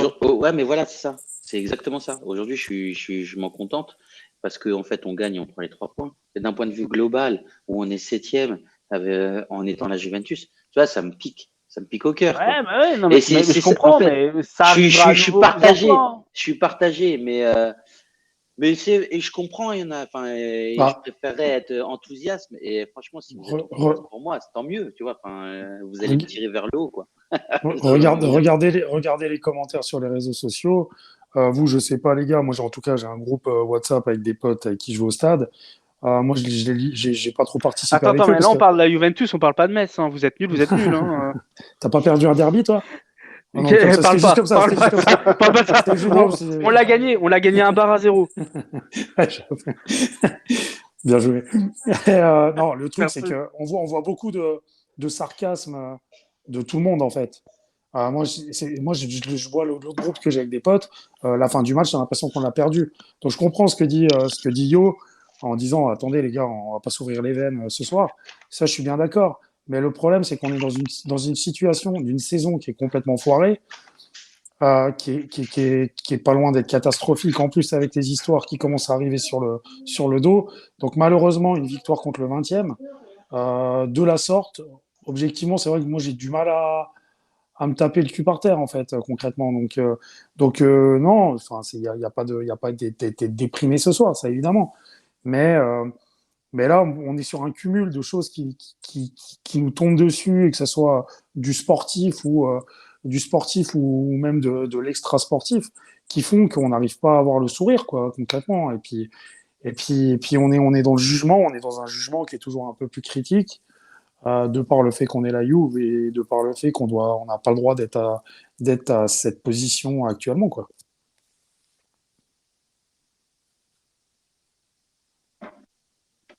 Excusez-moi les gars, j'ai un petit problème familial. Okay. J'ai mon fils qui vient de se lever et qui avait soif. Okay. J'étais obligé de lui donner un peu d'eau. Je suis désolé pour. Il y avait un petit bug là. Non. Merci beaucoup en tout cas d'avoir repris. En fait, je t'ai insulté pendant 2 minutes. Mais non, j'entendais. Vous m'entendiez pas parler, mais je vous entendais. Salut Vito et merci d'être passé, ça fait extrêmement plaisir. Il y a Forzaio qui dit on peut être déçu. Perso, je suis satisfait. Loin de là, mais là c'est bas de tripant. Moi, j'ai pas l'impression d'être bas de tripant. Non, Lionel, t'en mets un peu des caisses. Enfin, Johan, pardon, t'en mets un peu des caisses. Mais je t'invite à venir et nous communiquer. En tout cas, ta joie et ta bonne humeur. Allez, avant que Lionel parle de Pellegrini, parce qu'il avait grave envie d'en parler, je voulais juste vous poser une question à tous les trois. Ce qui était le pire sur le terrain aujourd'hui, c'était le niveau de l'équipe ou c'était le maillot? C'est le maillot. Le niveau de l'équipe. Un peu des deux. Lionel, il aime tous les non, maillots. Pas de réponse de Normand, Titou. Alors Lionel, on pourrait mettre des maillots coccinelle ou j'en sais rien, il aimerait quand même. Coccinelle, je me suis fait arnaquer. Moi, j'ai acheté l'ensemble avec le maillot bleu, avec le short bleu, pas avec le short jaune. C'est quoi cette arnaque? Parce qu'avec le short bleu, ça passe bien dans la continuité, avec le short jaune, ça passe mal. Ouais, d'accord. Moi, je sais pas, franchement. Non. Le maillot, bien sûr. On a quand même gagné et il faut s'en réjouir quand même. Tu voulais, excuse-moi alors si j'ai mal lu, Forzaio. Tu voulais dire quelque chose sur Pellegrini Pellegrini, pour dire que par rapport à Alexandro qui a des sélections, tout ça avec le Brésil, Pellegrini, il a 22 ans et il sort d'une année quasiment blanche avec une blessure. Et quand on voit ce qu'il a fait sur 2 matchs, même si c'est contre la Salernitana aujourd'hui, et c'était la Lazio quand même, le match où lui il a joué, il est largement au-dessus d'Alexandro. Parce que même Alexandro, si tu le mets contre Chelsea, on a bien vu. Ah oui, il a rien du tout. Donc autant mettre Pellegrini, ça sera pas pire qu'Alexandro, Et voire même ça sera Et mieux. ça, c'est un joueur par défaut, Donc, quand même, pour comme moi, disait Pellegrini, Chris. sur les 2 matchs où il a joué, Pellegrini, oui, c'est pas la folie, oui, c'est pas Maldini, c'est pas Roberto Non. Carlos, mais pour moi, il a dépassé Alexandro, mais largement. Allez, prends la milieu de terrain, mon ami. Le milieu de terrain composé par Bernardeschi, Locatelli, Bentancur. Kulusevski et Betancourt. Avec Dybala qui décrochait. Et Dybala qui décrochait un petit peu. Ben déjà, ça fait du bien de voir. C'est ce que j'allais dire. C'est fou, ça, quand même. De dire, ça fait du bien de voir Bernardeschi à la place de Rabiot. Ouais, c'est quand même un monde de dire ça, quand même. Ouais. Parce que Rabiot, les derniers matchs à gauche, c'était pas ça du tout. Mais il y en Et a puis, un, c'est c'est pas son poste, quoi. C'est pas son ça. poste. Et puis Bernardeschi, même si ce soir, ça n'a pas été la folie, il a, comme on disait, il a fait quand même des appels qui étaient tranchants, qui ont rarement abouti, qui n'ont jamais eu de passe. Mais si quelqu'un avait cherché justement des passes un peu dangereuses, ça aurait pu créer des situations compliquées pour la Salernitana. Donc Bernardeschi a fait un match correct sans plus. Ça n'a pas été Messi. Hein. Mais voilà, si on joue dans ce système-là et qu'il faut des ailiers, il faut que Bernardeschi, malheureusement ou heureusement, joue. Parce que il faut des joueurs comme ça. Locatelli a fait du Locatelli. Voilà, sans plus ni moins, il n'a pas forcé. Bentancur, il a joué 2-3 fois devant, mais après la plupart du temps, il jouait derrière, il prenait pas de risques. Il a créé une situation où il a tué, je pense, deux supporters de la Salernitana derrière. Ça, c'est compliqué quand même à un moment donné si on essaye de tirer que ça c'est jamais cadré. J'ai vu dans le chat que ça faisait, je crois que c'est Dante Nicole qui m'avait dit, ça fait, je crois, 97 matchs où il n'a pas marqué en Serie A pour un milieu de terrain. C'est quand Il n'a même pas marqué énorme. Bentancur. Il a pas mis Je pense pas. J'ai pas souvenir qu'il a marqué. Et Dante Nicole, et après moi Kulusevski, ça. Ben, c'est ce que j'ai vu sur le chat. Après, je sais pas si c'est vrai, Ouais, c'est pas vrai. je lui demande parce que je l'ai vu aussi tout à l'heure. Je me demandais si Qui Bernardeschi a pas marqué depuis 97 Non, matchs. Bentancur. Non. Bentancur. A pas marqué depuis 97 matchs. Mm. Moi, En Serie A. Moi, je dirais qu'il a marqué il y a 2 ans. Ah non, moi, ça me paraît pas énorme. Non, moi, il y je a pensais 2 ans, je dirais. Oui, moi, je pensais que ça faisait pas 5 ans qu'il avait pas marqué. Le Non, type il y a ne 2 marque ans, je crois. jamais. Non, il y a un but où il saute de la tête devant Ronaldo, mais je crois que c'est la première saison de Ronaldo. Oui, mais ce que je Je veux vois dire, c'est que qu'il ça. marque jamais. Peut-être. Moi, elle me surprend pas cette stat parce que maintenant court, c'est pas du tout ses qualités. Quand il avait, quand Soussari, il avait été obligé de jouer. En Serie A, c'est bien ce qu'il a dit. Il a dit en Serie A. Ouais, il a en fait Serie A. il a fait sa passe D, mais ouais, bah c'est peut-être ça. En Serie A, moi en fait, j'ai les souvenirs de Bentancur qui à un moment donné où il jouait plutôt même très bien sous Sarri. Il n'avait pas le choix de toute façon Sarri que de le titulariser et personne, tout le monde était blessé. Il a joué plutôt bien et tout. Il y a même un moment où il s'est dit il va le mettre un peu plus haut, etc. Et on avait évoqué cette idée-là dans d'autres chaînes, sur d'autres chaînes, dans d'autres émissions, dans un passé lointain, dans une autre vie. Avec Non, mais même avant, hein, mais ce que je veux dire, c'est que du coup, on avait évoqué la possibilité éventuellement de le placer plus peut-être en trequartista, parce que mine de rien, à la base, il sait garder les ballons dans les petits espaces, il verticalise, il a une qualité de passe qui est bonne à la base. Hein, je parle à la base, je parle pas de cette saison. Ouais. Et du coup, le seul vrai problème, c'est qu'il avait joué 1 ou 2 matchs plus haut et il est incapable de frapper au but. Incapable. Il ne le fait pas. On dirait Verratti. Après, ça fait quelques matchs. Il va chercher autre chose que ça. Tirer, quand même. Il prend quelques responsabilités où il commence à tirer. Mais jamais il cadre. Donc c'est une frappe de district, les gars. Il a une tête. Il a une frappe de district. Ah, mais c'est un vrai axe de progression. Et du coup, de voir des frappes de district, enfin des frappes qui partent à l'ouest, bah, ça prouve qu'il avait raison de préférer la passe à la frappe parce que c'est pour frapper comme ça, autant qu'il cherche un partenaire. Alors, j'ai 2 stats qui sont hyper intéressantes et qui ne veulent pas dire du tout la même chose. On a Locatelli et Bentancur qui ont touché à peu près le même nombre de ballons, 120 ballons. C'est énorme. Tu vois, enfin, 120 ballons dans un match, c'est énorme. Sauf qu'il y en a un qui a verticalisé, alors que l'autre, il a joué vers l'avant. Locatelli a beaucoup plus joué vers l'avant, a beaucoup plus, en fait, en tout cas, a créé de l'espace, etc. Alors qu'on a eu un Bentancur qui jouait soit vers l'arrière, ou alors qui était de manière. Et franchement, c'est un peu ce que disait tout à l'heure Lionel. On a un joueur, en fait, Locatelli, qui arrive de Sassuolo, qui a une culture foot complètement différente. Et on a un Bentancur, ça fait des années et des années qu'il est là. On a l'impression qu'il est bridé par un espèce de jeu horizontale. Qu'on lui a appris. Ouais, Et j'ai peut-être l'impression. qu'on lui a encore demandé de faire ça. Peut-être qu'on Exactement. lui a demandé de faire ça. Et Donc moi, je on pense en que revient c'est ça le toujours à la problème même de chose, Bentancur. l'animation de jeu, en fait, tout simplement. Tu vois? C'est ça. On revient C'est toujours à la en gros, philosophie de jeu. si t'as un milieu qui verticalise, l'autre, bah, il doit faire du ratissage et il passe le ballon à côté. C'est Exactement. débile, mais bon. c'est comme ça. Et du coup, en fait, ça enlève l'instinct du joueur, tu vois. Et c'est ça qui me dérange Même pour moi, vraiment. Bentancur a été gâché à la Juventus pour différentes raisons et il est en partie responsable parce qu'il n'a pas toujours répondu présent. Voilà, c'est pas uniquement de la faute des autres et pas de la sienne, hein, mais il avait un vrai potentiel un vrai potentiel en arrivant. Il a été sous-utilisé quand il était jeune alors qu'il aurait pu être utilisé. Il a été surutilisé sur la saison de Covid de Sarri. Il était au bout du rouleau, il était sur les rotules.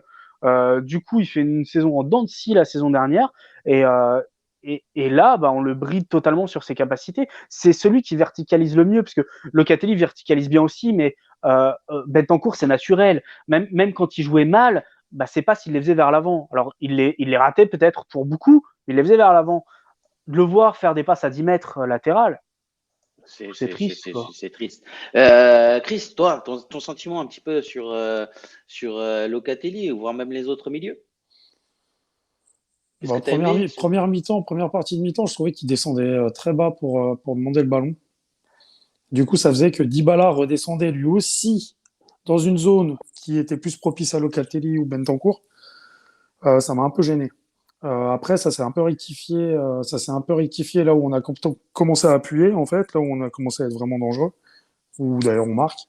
Donc ça m'a un peu gêné. Après, sinon, je suis obligé d'aller dans votre sens, quoi. Je veux dire, moi, Bentancur, d'un point de vue général, enfin, moi, j'en peux plus. Je trouve qu'il stagne. Je trouve qu'il ne progresse plus, alors que c'est quand même encore un assez jeune joueur. Et Alors, je il pense, y a Dante Naikol qui va dans son sens parce qu'il dit Bentancur dans la rotation, ok, mais on doit avoir mieux en titulaire. Il se cache offensivement comme Verratti, mais il n'a pas les qualités de Marco. Pankin. Il y a Soufiane qui dit Bentancur, il est en progrès, il prend pas un jaune il prend plus un jaune par match.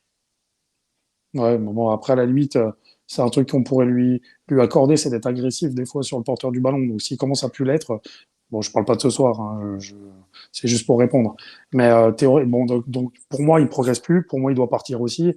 Il doit faire partie de ceux qui doivent avoir la valise, la valise prête. Et effectivement, aujourd'hui, on a vu qu'il a beaucoup joué en retrait. C'est lui que je vise au début du match quand je dis que plusieurs fois, il s'excuse auprès de d'autres coéquipiers parce qu'il leur fait pas la passe, parce qu'en fait, il ne prend pas de risque. Il ne prend pas de Exactement. risque. Où il commence un peu à avoir on va dire la seule liberté qu'il prend, c'est quand tout d'un coup il voit qu'il a un peu d'espace, il remonte le ballon, mais au final, des fois, ça sert pas à grand chose. Donc moi, j'ai du mal avec ça.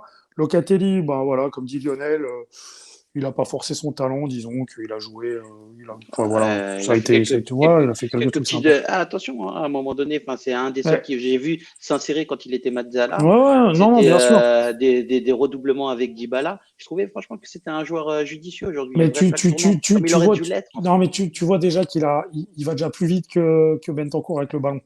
Quand il se retourne, quand il contrôle pas, ça va déjà plus vite. Tu sais qu'il est dans Oui, une, bah justement, lui, il est je pense, dans son esprit, dans son ADN de joueur, il est dans une animation. C'est-à-dire que tu vois qu'il est c'est de la passe souvent qui est en mouvement.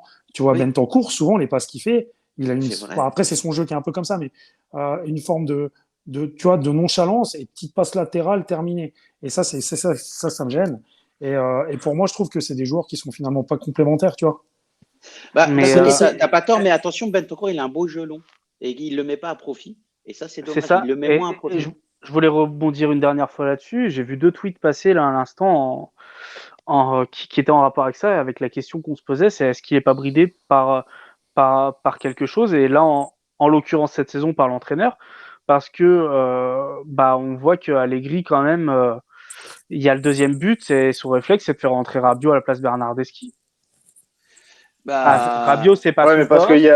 parce qu'il y a eu Rab- un tremblement de terre là. Bernardeschi qui fait une passe décisive et Morata qui Ah, marque mais même, sans être même. hors jeu. Il y a eu un schisme. Il était pas habitué là, Allegri. Donc il a dit il y a trop là. Il en Non, sort mais un. vous voyez ce que je veux dire? Il aurait pu faire rentrer Soulé, qui est encore un peu plus offensif que Bernardeschi à ce poste pour lui donner du temps de jeu, alors qu'il y avait 2-0. Machin, il fait rentrer Rabiot, qui est pas à son poste, qui va donc forcément jouer plus défensivement, et un peu plus mal aussi, puisque bah, du coup, bah, il est pas à son poste. Donc, est-ce que, voilà, moi, je pense qu'il y a une consigne, c'est genre, si Locatelli développe le jeu long vers l'avant, enfin, le jeu vers l'avant, en tout cas, bah, Bentancur, il ratisse et vice-versa. Bah, Et... c'est pas bête ce que tu nous dis. C'est en fait. Mais le ça problème n'est pas de serait. ratisser, le problème est d'autoriser. C'est pas parce que tu récupères les ballons que tu n'as pas le droit de projeter si tu vois. Mais je pense qu'il y a vraiment Exactement. un entraînement. Enfin, déjà qu'il a été bridé par plusieurs années et que mentalement, il est peut-être pas prêt de le faire naturellement aussi tout le temps. Mais je pense qu'il y a en plus de ça une consigne et des entraînements qui font tu ratisses, tu donnes à 5 mètres. Tu ratisses, tu donnes à 5 mètres. Le mec, il est habitué à faire ça. On lui demande de faire ça. Est-ce qu'on peut lui. Mais Peut-être. tu imagines Voilà, l'inutilité, en fait. Dans un jeu, tu vois, dans un jeu de possession. c'est du foot qui n'est plus actuel. Bah, ouais. Il y Parce que tu a. vois, s'il n'y a pas de surpassement de fonction de la part de nos milieux de terrain, de toute façon, le résultat, il est toujours le même. Hein. C'est que, bah voilà, c'est du stéréotypé. Hein. Tu sais, moi, tu prêches une convaincue. Hein. Moi, Ouais, je suis du genre à foutre un libéro, un demi-centre. Comme ça, le libéro peut se projeter, le demi-centre défend à ce moment-là. Et t'as deux box-to-box devant ou des trucs comme ça. Enfin, je sais pas, T9, tu fais en sorte que les mecs puissent interchanger, de créer du hasard, en fait. Créer de l'incertitude pour l'adversaire. Et là, bah, il n'y a pas d'incertitude. Tu sais que Bentancur va récupérer le ballon, va le filer à 5 mètres. Donc, tu te concentres sur un seul des deux milieux. C'est ça. Il y a Elvin qui nous dit bisous la famille, tutti Juve, grande ragazzi, un abbraccio comunque Elvin. Tu passes quand tu veux, ce soir il est un peu fatigué, il va dodo, mais par contre tu sais que tu peux venir quand tu veux Elvin, que vous pouvez retrouver tous les jours hein, sur YouTube. Il fait une vidéo, un court métrage de 8 à 12 minutes et il nous informe sur l'actualité juventine. Moi je suis abonné personnellement et je les regarde tous les jours et c'est toujours de grande qualité. Merci Elvin pour le travail que tu fais. Et le travail que tu fais également chez Amine. N'oubliez pas d'aller, bien évidemment, follow la chaîne d'Elvin et de Amine. Il y a Dante Naiko qui nous dit Locatelli mérite d'être à côté d'un gros milieu aussi. J'adore son début de saison. Moi, je trouve qu'il peut mieux faire. Je trouve qu'il s'adapte mieux et qu'il est en train de monter en puissance. Et ces derniers matchs, en fait, moi, je le vois monter en puissance. Et aujourd'hui, en tout cas, c'était hyper positif. C'est un des seuls avec Dybala que j'ai vraiment aimé. Il y a Forzaio qui nous dit, qui dit à Soufiane, 75% de notre effectif n'est pas d'Ayoub. Avec un petit smiley, bah pour le coup, je peux être d'accord avec lui. Je ne peux être que d'accord avec lui. On transformera jamais des ânes en chevaux de course. Oui et non. Alors parfois il y a des joueurs qui peuvent avoir une grosse progression, mais effectivement, si déjà de manière intrinsèque tu as une qualité de jeu qui n'est pas de la Juventus, effectivement derrière tu vas pas forcément. Alors que l'inverse est vrai. On peut transformer un cheval de course en âne. Alexandre, par exemple. Exactement. Exactement. On n'en a pas parlé beaucoup, mais en tout cas, moi, c'est récurrent là depuis les derniers matchs. Et en tout cas, on a perdu contre l'Atalanta et je pense que c'est à cause de ça. Et ce soir aussi, on a vu des faiblesses de la Juventus pendant 20-25 minutes dans la deuxième mi-temps. Et ce que j'ai pu voir, c'est qu'en tout cas, il y a beaucoup de joueurs qui ont perdu entre plus d'une dizaine de ballons. Tu vois, ça va jusqu'à même voir 13 ou 14 ballons. Ouais, mais tu vois, par exemple, Kulusevski, on n'en a pas parlé. C'est compliqué. Il a zéro vitesse. J'entends depuis ce matin des rumeurs comme quoi il risque de partir en Angleterre. Mais s'il joue comme ça en Angleterre, il va atterrir dans les tribunes. Il va se faire lever dans tous les sens. C'est pas possible. Tu vois, j'ai trouvé intéressant, c'est quand il était dans l'axe. Où il était dans l'axe, il a pu combiner avec Dybala en une touche de balle. Ça entraîne le premier but et ça entraîne l'action sur un potentiel troisième but où le gardien le sort sur Dybala. Mais t'as raison, parce qu'il est incapable de déborder. Ouais, mais il peut pas déborder et sur le côté droit, il est nul. Il est nul. Je l'avais évoqué avec vous plusieurs fois, je pense, cette théorie-là. Et ça en revient au fait qu'on peut transformer un cheval de course en âne. Parce que Koulou était incroyable à part. Un cheval de course peut être monté comme un âne. Je suis désolé. Ah là là. Et donc du coup, ce que je disais, c'est que en fait, Koulou, il était super rapide, il était vif en plus. En plus d'être rapide, il était vif, il était précis dans ses décisions à Parme. Et en plus, il avait un gros parce qu'il voulait se barrer, il était vif, c'est pour ça. Non, mais il avait un gros volume de jeu. Et ses premiers mois à la Juventus, il avait toujours un volume intéressant et il restait un joueur rapide. Je pense qu'on lui a fait prendre trop de masse, comme beaucoup de joueurs, et que lui, il n'a pas retrouvé sa vitesse et sa vivacité pour le moment. Son explosivité, tout ça, ça reviendra à force de travailler. Tu le vois, d'ailleurs. Physiquement, il n'est pas énorme. Non, Moi, non, mais je c'est un trouve joueur qui est affûté. grand. Je trouve Non, affûté, tu vois. Non, mais alors, physiquement, tu prendre dis, de la masse, ça veut pas il a dire pris en masse. devenir un lardon. Non, mais Mais oui, quand il je est dis il grand. a pris en masse, c'est qu'il a pris un peu de muscle, tout ça. Et quand tu le vois, franchement, je dis pas, putain, le mec, il a pris 5 kilos de muscle quand il est passé de Parme à la Juve.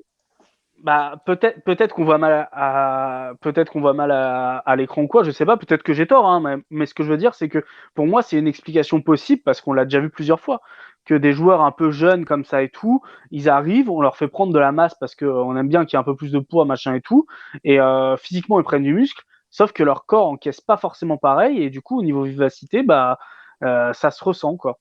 Quand c'est pas le genou qui pète. Alors, il y a Vito qui nous dit mes deux aspirations dans la vie, connaître à l'avance les numéros de l'euro-million. Pour un financier, je pense que c'est normal, puisqu'il doit compter son argent. Et le deuxième, c'est surtout qui se cache derrière le compte de Pornhub. Sache qu'un jour, nous, Vito, on le sait. Il y en a beaucoup dans la On le communauté qui sait, le nous. Nous le savent. sachons. Nous le sachons. Nous le sachons, pardon. Merci Lionel. Mais on va pas le dire ce soir. Et la personne qui se cache derrière Pornhub, un jour, il viendra sur notre antenne, il se dévoilera. Il n'a pas encore décidé quand, mais sache Pour le que moment, on c'est a dans le signé un pipe. contrat de confidentialité, on peut rien dire. Exactement. Bon, en tout cas, On c'est n'a un pas mec gonflé bien. les chiffres en tout cas. C'est un mec bien, il nous fait rire assez souvent. Euh, Écoutez, les Ah, amis, je pense qu'il est temps de parler maintenant désormais de l'attaque. Peut-être que tu voulais rajouter quelque chose, Chris. ouais, moi je suis toujours sur Koulou, en fait. Au-delà de sa perte de vitesse, il a perdu son instinct. Tu le vois ce soir, il a Ouais. perdu tout instinct qu'il avait. Il a essayé une ou deux fois de frapper. Mais avant, tu vois, tout début qu'il arrivait, ou à part, on le voyait, putain, c'était fluide, quoi, en fait, tu vois. Ça faisait un crochet, bam, ça partait, là. Il a perdu tout son instinct. Puis je pense que son problème, il est aussi mental parce que bah, il a un déchet technique qui est catastrophique, quoi. Il perd un ballon encore sur le côté droit. Il veut faire une passe à Quadrado dans l'axe sur une genre de contre-attaque. Il la foire complet. Et ben là, ça n'a pas loupé. Elle a été interceptée. Ça s'est bien terminé. Mais en fait, je pense que Kulusevski, le problème, il est beaucoup plus profond. Euh, et, et j'en suis en train de moi, je pense qu'il y a moi, ça, je pense que c'est peut-être bête de le vendre, mais je serais pour qu'on le prête, en fait. Ah bah, tu sais, il y a Soufiane Juve qui nous dit Koulou, j'ai peur que ça soit un nouveau Bernadette. Et d'un côté, je pense qu'il n'a pas forcément tort. Je pense que son problème, il est mental. Quand tu as un jeune joueur qui a acheté 40 millions d'euros, peut-être que ça pèse sur lui, sur son mental, pour avoir du rendement. Et s'il n'arrive pas à le donner, en fait, il force son jeu. Peut-être aussi le poids du maillot de la Juventus. Peut-être aussi qu'il manque de qualité également pour pouvoir jouer à ce niveau-là et qu'un prêt serait judicieux. Pourquoi pas? Effectivement, tu as tout à fait raison. Garde la main et parle-nous un petit peu de Dybala. Paolino. Paolino, il nous a mis un beau but. Déjà, c'est bien. Ça Il en fait a raté un plaisir. beau aussi. Ouais, il en a raté. Bon, il en a raté deux beaux, du coup. Deux. Deux beaux. De beau. Bah, le penalty et puis son Le face-à-face. penalty, il fait double contact au-dessus. Ouais, et puis au-delà de ça, même ses frappes, hein, souvent, il n'arrivait pas à tout à fait les envelopper. Donc, non, au-delà de ça, bah voilà, quoi, comme d'habitude, quand on voit que tout d'un coup ça peut accélérer, ça accélère d'un coup, on est un coup de rein un coup de rein dans la surface, là. Ta Le mec, il lui a capacité mis, de oh, putain, retourner. il a une vivacité, et puis de toute façon, il a une capacité de changer le cours du match, en fait. Exactement. Après, ouais, c'est pas son meilleur match. Après, il est toujours pareil, il a toujours des petits moments dans le match où il disparaît. Mm. Mais c'est vrai que moi, où j'aime bien le voir, c'est quand j'aime bien le voir à l'entrée de la surface, quoi. Et là, quand ça combine à l'entrée de la surface, c'est dommage qu'autour de lui, C'est létal. c'est dommage qu'il y ait quelques joueurs qui sentent pas le football comme lui, quoi. Il suffit Mm. que tu mettes un joueur un peu un petit joueur, un joueur qui joue à l'instinct à côté de lui, ça pourrait faire des dégâts. Mais voilà, aujourd'hui, il nous débloque le match. C'est dommage, le penalty, c'est anecdotique par rapport c'était à la dernière seconde du match, donc voilà, c'est pas très grave. Mais non, mais voilà, c'est bien, en espérant qu'il puisse enchaîner et qu'il se blesse pas dans deux matchs, quoi. Bah, c'est tout ce qu'on l'espère, mais en tout cas, moi, j'ai pu voir que c'était un dynamiteur du milieu de terrain qui nous permettait en tout cas de changer de rythme. Quand on parle d'instinct et d'animation de jeu, bah, ce mec-là, il le respire. Même si aujourd'hui, il a perdu à environ une petite quinzaine de ballons, ça me dérange pas quand c'est Paulo Dybala parce qu'en fait, il essaie de créer du jeu. Il essaye de créer le football. Et quand on essaye de créer du football, en général, peut-être on peut se rater 5 fois sur 10. C'est pas un sujet. À partir du moment où, en fait, après, il y a un but ou une passe décisive, eh ben, c'est un peu le rôle du trequartista, du faux neuf sur lequel, en fait, il jouait aujourd'hui. Et j'ai trouvé ça hyper intéressant, en tout cas, de sa part. Et c'est malheureusement un des seuls joueurs qui arrive à le faire. Donc, merci, Paolo, parce qu'aujourd'hui, tu nous Alors, as rectification, gratifié il d'un jouait beau. pas faux neuf, là, il jouait 10. Là, il jouait 10, mais tu sais, quand il joue en 4-4-2, parfois, il joue faux neuf aussi. 9,5 du coup. 9,5, exactement, merci. Et quand c'est en 4-3-3, c'est un. Ça dépend. Alors du coup, eh oui, donc ça dépend de son poste. Ah mais du coup, par contre, c'est intéressant de faire un série là-dessus. 9,5, ça n'existe pas. Alors pour le coup, Enfin, 9,5, ça n'existe pas. Enfin, en tout cas, j'ai regardé dans les trucs, Si. dans les trucs. Non, en fait, c'est soit t'es faux neuf. Alors il y a des abus de langage et notamment sur les journalistes. 9,5, c'était Baggio et Del Piero. C'était Baggio et Del Piero, c'est un Ouais. terme qui a été créé en Italie. Ouais, non, mais je suis pas sûr alors que ça existe. Bon, bah, Si écoute, tu veux, on fera une je émission revois. spéciale là-dessus. Hein. Bah, Je te sortirai plein de trucs, mais il n'y a avec pas de plaisir. souci. Avec plaisir. De toute façon, ça reste quand même un joueur qui décroche, Il même est s'il y a énorme quand il joue. des nuances. Ouais, Soit 25 matchs par an. voire même 22 en minutes cumulées. Non, mais c'est vrai. Mais en tout cas, aujourd'hui. Arrêtez, il en était à son 8e cette année. Vous êtes fous, Ouais, quoi. bah, il en Ah reste putain, quelques-uns. faut profiter tant qu'il dure. Il en reste encore 14 à jouer. Et en tout cas, profiter de ce super joueur. Non, mais sincèrement, c'est un super joueur, les amis. Et il nous permet en tout cas de. C'est le seul joueur aujourd'hui qui nous permet de faire la différence. Puis il prend des coups. Hein. Il en a pris des coups aujourd'hui. Ouais, il en a pris Ouais. des Même coups sans aujourd'hui. que ça soit vraiment des grosses âpre, fautes, il a pris des taquets. Complètement. C'était un jeu assez âpre. C'était un jeu assez dur. En fait, tout simplement, la Salernitana jouait avec leur qualité. C'était des joueurs assez physiques contre des joueurs plus tactiques et plus techniques de la Juventus. Mais en tout état de cause, je trouve que voilà, c'est un joueur qui arrive à se retourner, c'est un joueur qui décroche, c'est un joueur qui crée du jeu. Et merci beaucoup, Paolo. Lionel, qu'est-ce que tu en as pensé, toi, un petit peu de cette attaque aussi, qui était composée de qui? Ben, Dybala, tout a été dit, donc je ne vais pas rajouter plus, parce que tout a été mentionné. Keane, un peu décevant ce soir, parce que justement, la Salernitana a pas beaucoup proposé de choses. Et lui, quand même, il était tout seul sur l'attaque. Et il n'a pas créé de situation dangereuse. Il aurait pu combiner un petit peu plus avec Dybala ou voilà. Il était un dedans aujourd'hui. Donc voilà, ça n'a pas été du grand Keane. Ouais, moi j'ai trouvé que Keane, tu vois, il a fait la même chose que Kulusevski en fait. Péché d'orgueil, péché de jeunes joueurs. Ils ont essayé c'était des croqueurs et assez perso ce soir qui ont essayé de jouer pour eux et non pas pour le collectif. Je sais pas si ça, ou après des fois, il partait balle au pied, il pouvait faire une passe et que ça créait un danger et il ne le faisait pas dans le bon tempo et ça coupait l'attaque. Ça n'a pas été du grand Keane ce soir, qui a été remplacé par Morata, qui lui, les minutes qu'il a jouées ont été importantes puisqu'il marque le deuxième but et il provoque le penalty. Donc on critique beaucoup Morata. Ben justement, c'est ce qu'on disait. Morata, vu comme il avait la tête sous l'eau, si tu continues de le laisser jouer titulaire, ça pouvait justement pas être bon pour son moral et pas être bon pour lui. Là, Allegri le met sur le banc et qu'est-ce qu'il fait Morata? Il rentre, il provoque un but, il provoque un penalty. Donc, au contraire, là, ça a été très intelligent de la part d'Allegri d'avoir fait ça pour améliorer le moral et améliorer les stats de Morata. Et ça risque peut-être de relancer Morata sur le prochain match contre Genoa ou sur les 5-6 matchs qui nous restent en Serie A avant la trêve qu'il faut remporter. Donc voilà, pour moi, ça a été du bon coaching d'Allegri de faire entrer Morata à la place de Keane à la 65e, je crois. Ouais, ça a été un bon coaching. Mais en tout cas, en tout état de cause, enfin, moi, je tiens juste à préciser une chose. C'est que voilà, il y a une vraie différence quand même entre Morata et Keane actuellement. C'est que en fait, il y en a un qui est beaucoup plus mature. Bon, après, on va pas nous dire que c'est un attaquant de classe mondiale. C'est pas un foiré classe. Mais en tout état de cause, j'ai l'impression quand même qu'il a quelque chose en plus pour le moment que nos autres attaquants. effectivement, tu as raison, Lionel. Quand aujourd'hui il est rentré, il a fait la différence. Et peut-être c'était ça le bon coaching de la part d'Allegri, de le laisser pour faire sortir son orgueil et de le rentrer sur le terrain a posteriori.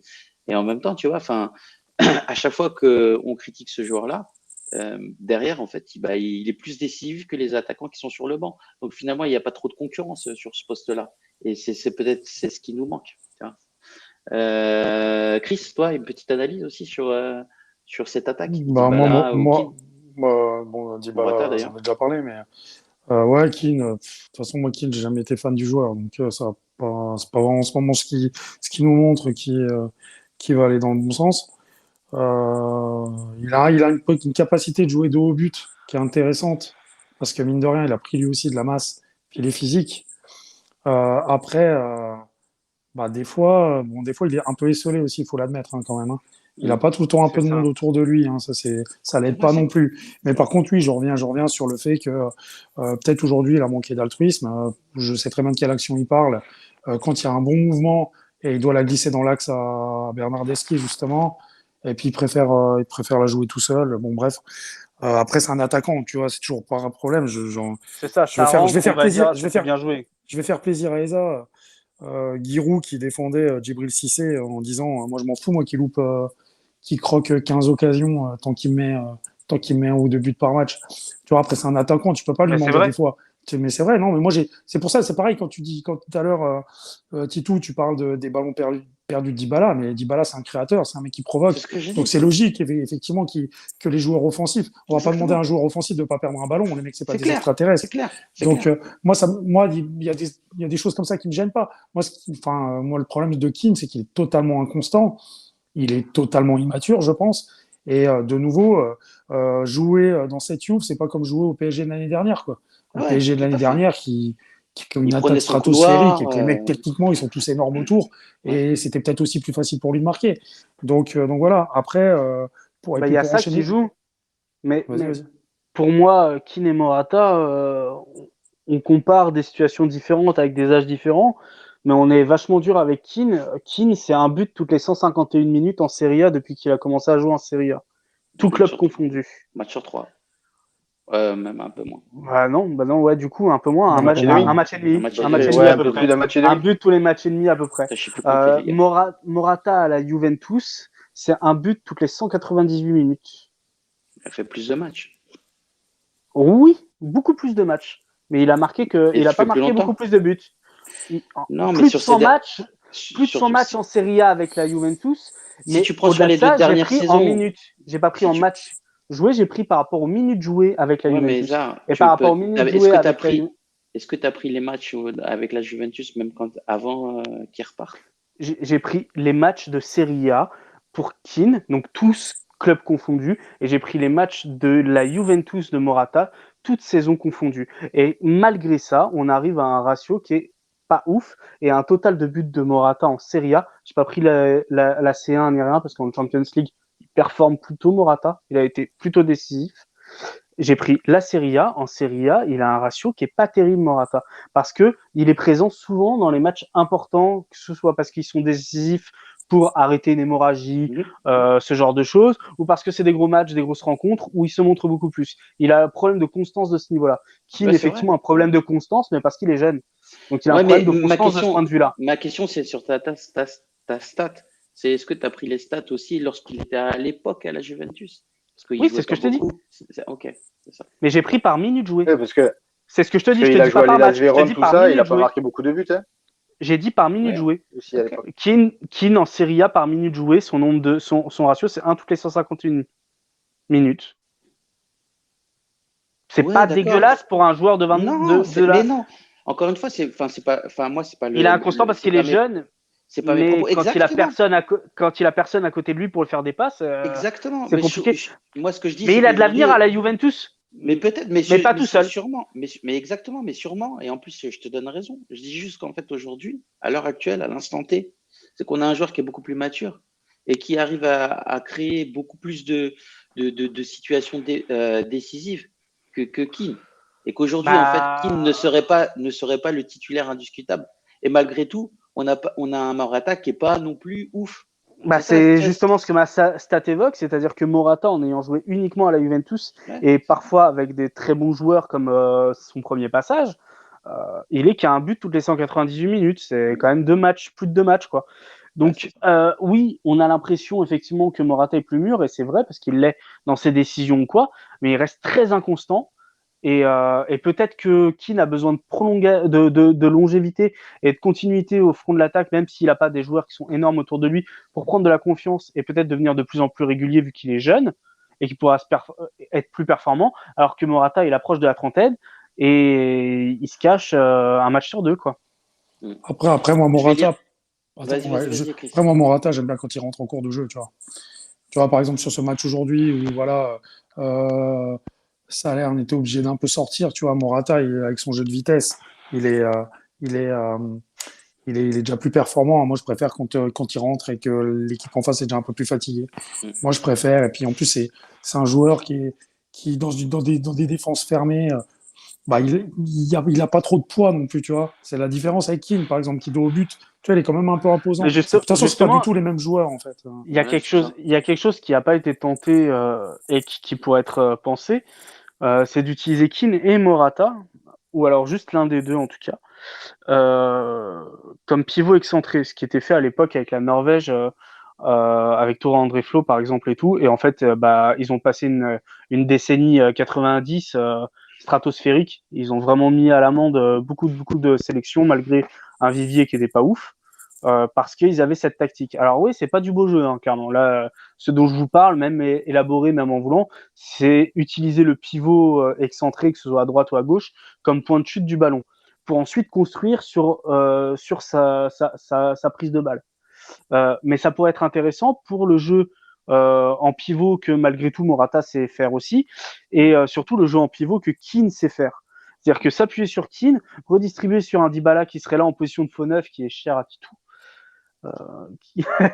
et, et pourquoi pas Morata en position d'ailier, un peu comme Mandzukic faisait, où on va être sur une percussion, rentrer et proposer des solutions. Moi, j'aurais plutôt vu Keane en percussion, mais que Morata. Keane fait un meilleur boulot de pivot, et là le but c'est d'avoir un pivot excentré, ce qui fait que ça va forcément te faire bouger la défense adverse d'une manière un peu particulière, un peu désordonnée, et pouvoir reconstruire de ce point de vue-là, et avec le faux neuf ou quoi. Et je pense à un moment donné, il faut faire avec les qualités des joueurs et pas se cantonner à un schéma précis.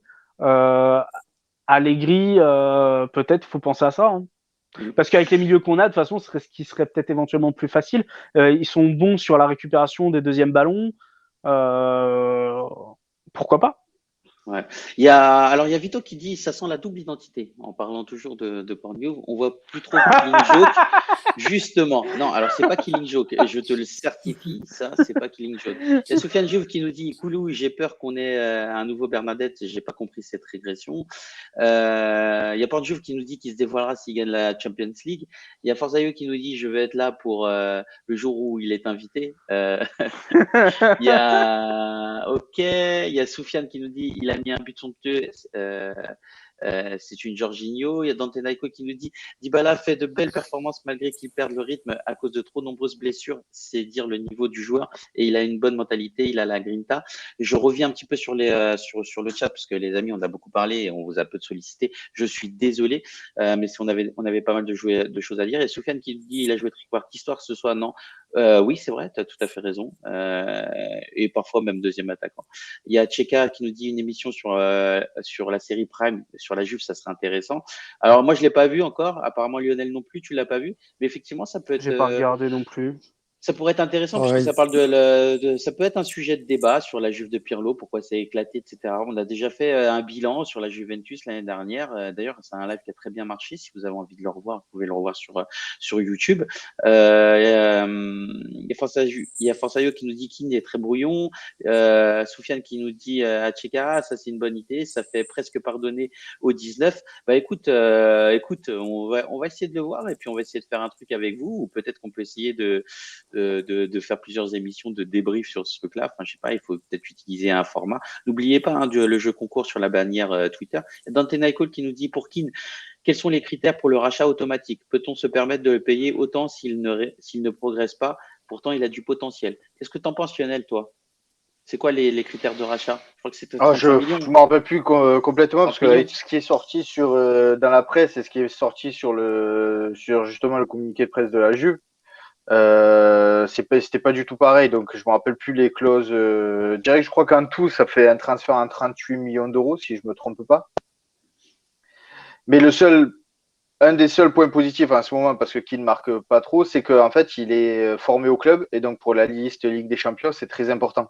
Ouais, de ça nous pouvoir libère un joueur l'intégrer. extra-communautaire, c'est ça. C'est ça. Donc je pense que c'est pour ça qu'il a été aussi repris cette saison. Il y a Soufiane qui nous dit, je comprends pas là pour qui. Nous, on pense que c'est un bon joueur, hein, tout simplement, c'est qu'il doit être utilisé à bon escient. Il y a Forzaio qui nous dit, la femme de Keane, c'est Miss Keane. Je suis désolé. Forzaio, arrête avec ces conneries. Non, mais elle est pas mal. Il fatigue, c'est drôle, mais il se fatigue. Forzaio qui dit, si on sort des plaques comme ça au foot, Lyon, on va rigoler sur le banc. Apparemment, vous touchez la douille sur le banc en épluchant les autres. Ah non. Moi je joue, lui, il nous fait une Ramsey. Moi je joue, lui, il nous fait une Ramsey. Ça fait 8 semaines qu'on l'a pas vu sur le terrain. Attends, j'y ai un petit peu. Tac. Il y a Forzaio qui nous dit Atmoubot, c'est notre modérateur automatique. Tu t'es vraiment pas faible. Pourquoi tu parles toujours d'un lien URL? Le lien URL, les amis, c'est le lien de notre chaîne. Allez-y et suivez-nous.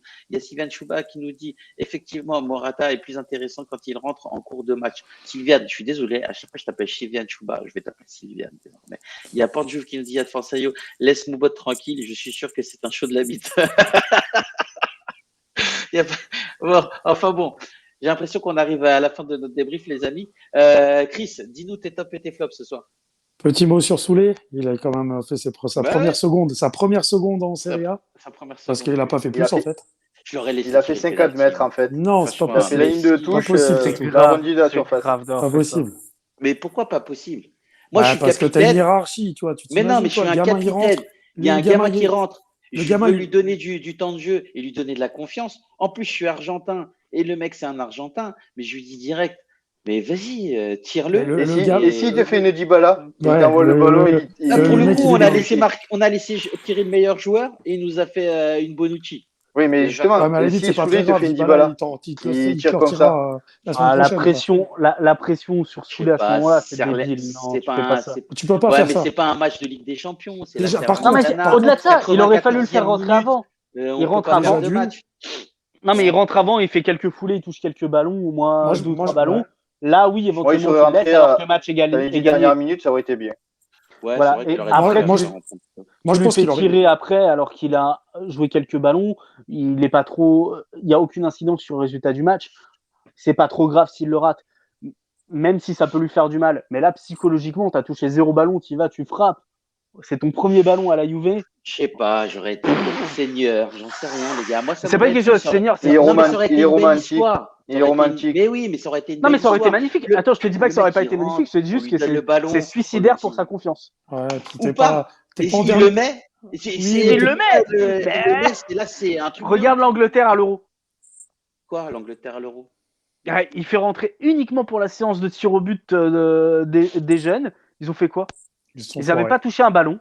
Ils ont foiré leurs 2 pénaux. Ils ont tous raté. Mais après, et là, cette saison, ils sont dans le trou. Hein. Clairement, ils n'ont pas la tête dedans. Au-delà de ça, les gars, le gamin, il est en équipe première parce que Chiesa s'est pété. Donc, vous savez très bien comment que ça se passe chez nous. Enfin, ça se passe un peu dans les autres clubs avec les réseaux sociaux, pareil. Tout le monde est déjà en train de l'enflammer, le gamin, alors qu'il est quand même en pleine phase d'apprentissage et que là, c'est un niveau qu'il connaît pas. Je veux dire, au bout d'un moment, doucement, parce que déjà, moi, j'étais étonné qu'il le fasse. Il aurait pu se faire descendre. Moi, je pensais pas qu'il le ferait rentrer.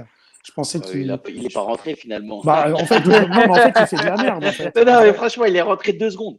En vrai, il doit pas faire ça. Il doit pas faire ça. Il doit pas faire ça. Moi, je comprends pas qu'il le mette à ce moment-là. Et puis, voilà, c'est pareil. Et d'un côté, tu as un Caio Jorge que tu vois plus, tu vois pas. Moi, il y a des trucs des fois dans de la gestion que je comprends pas chez Allegri. Bon, de toute façon, on le sait.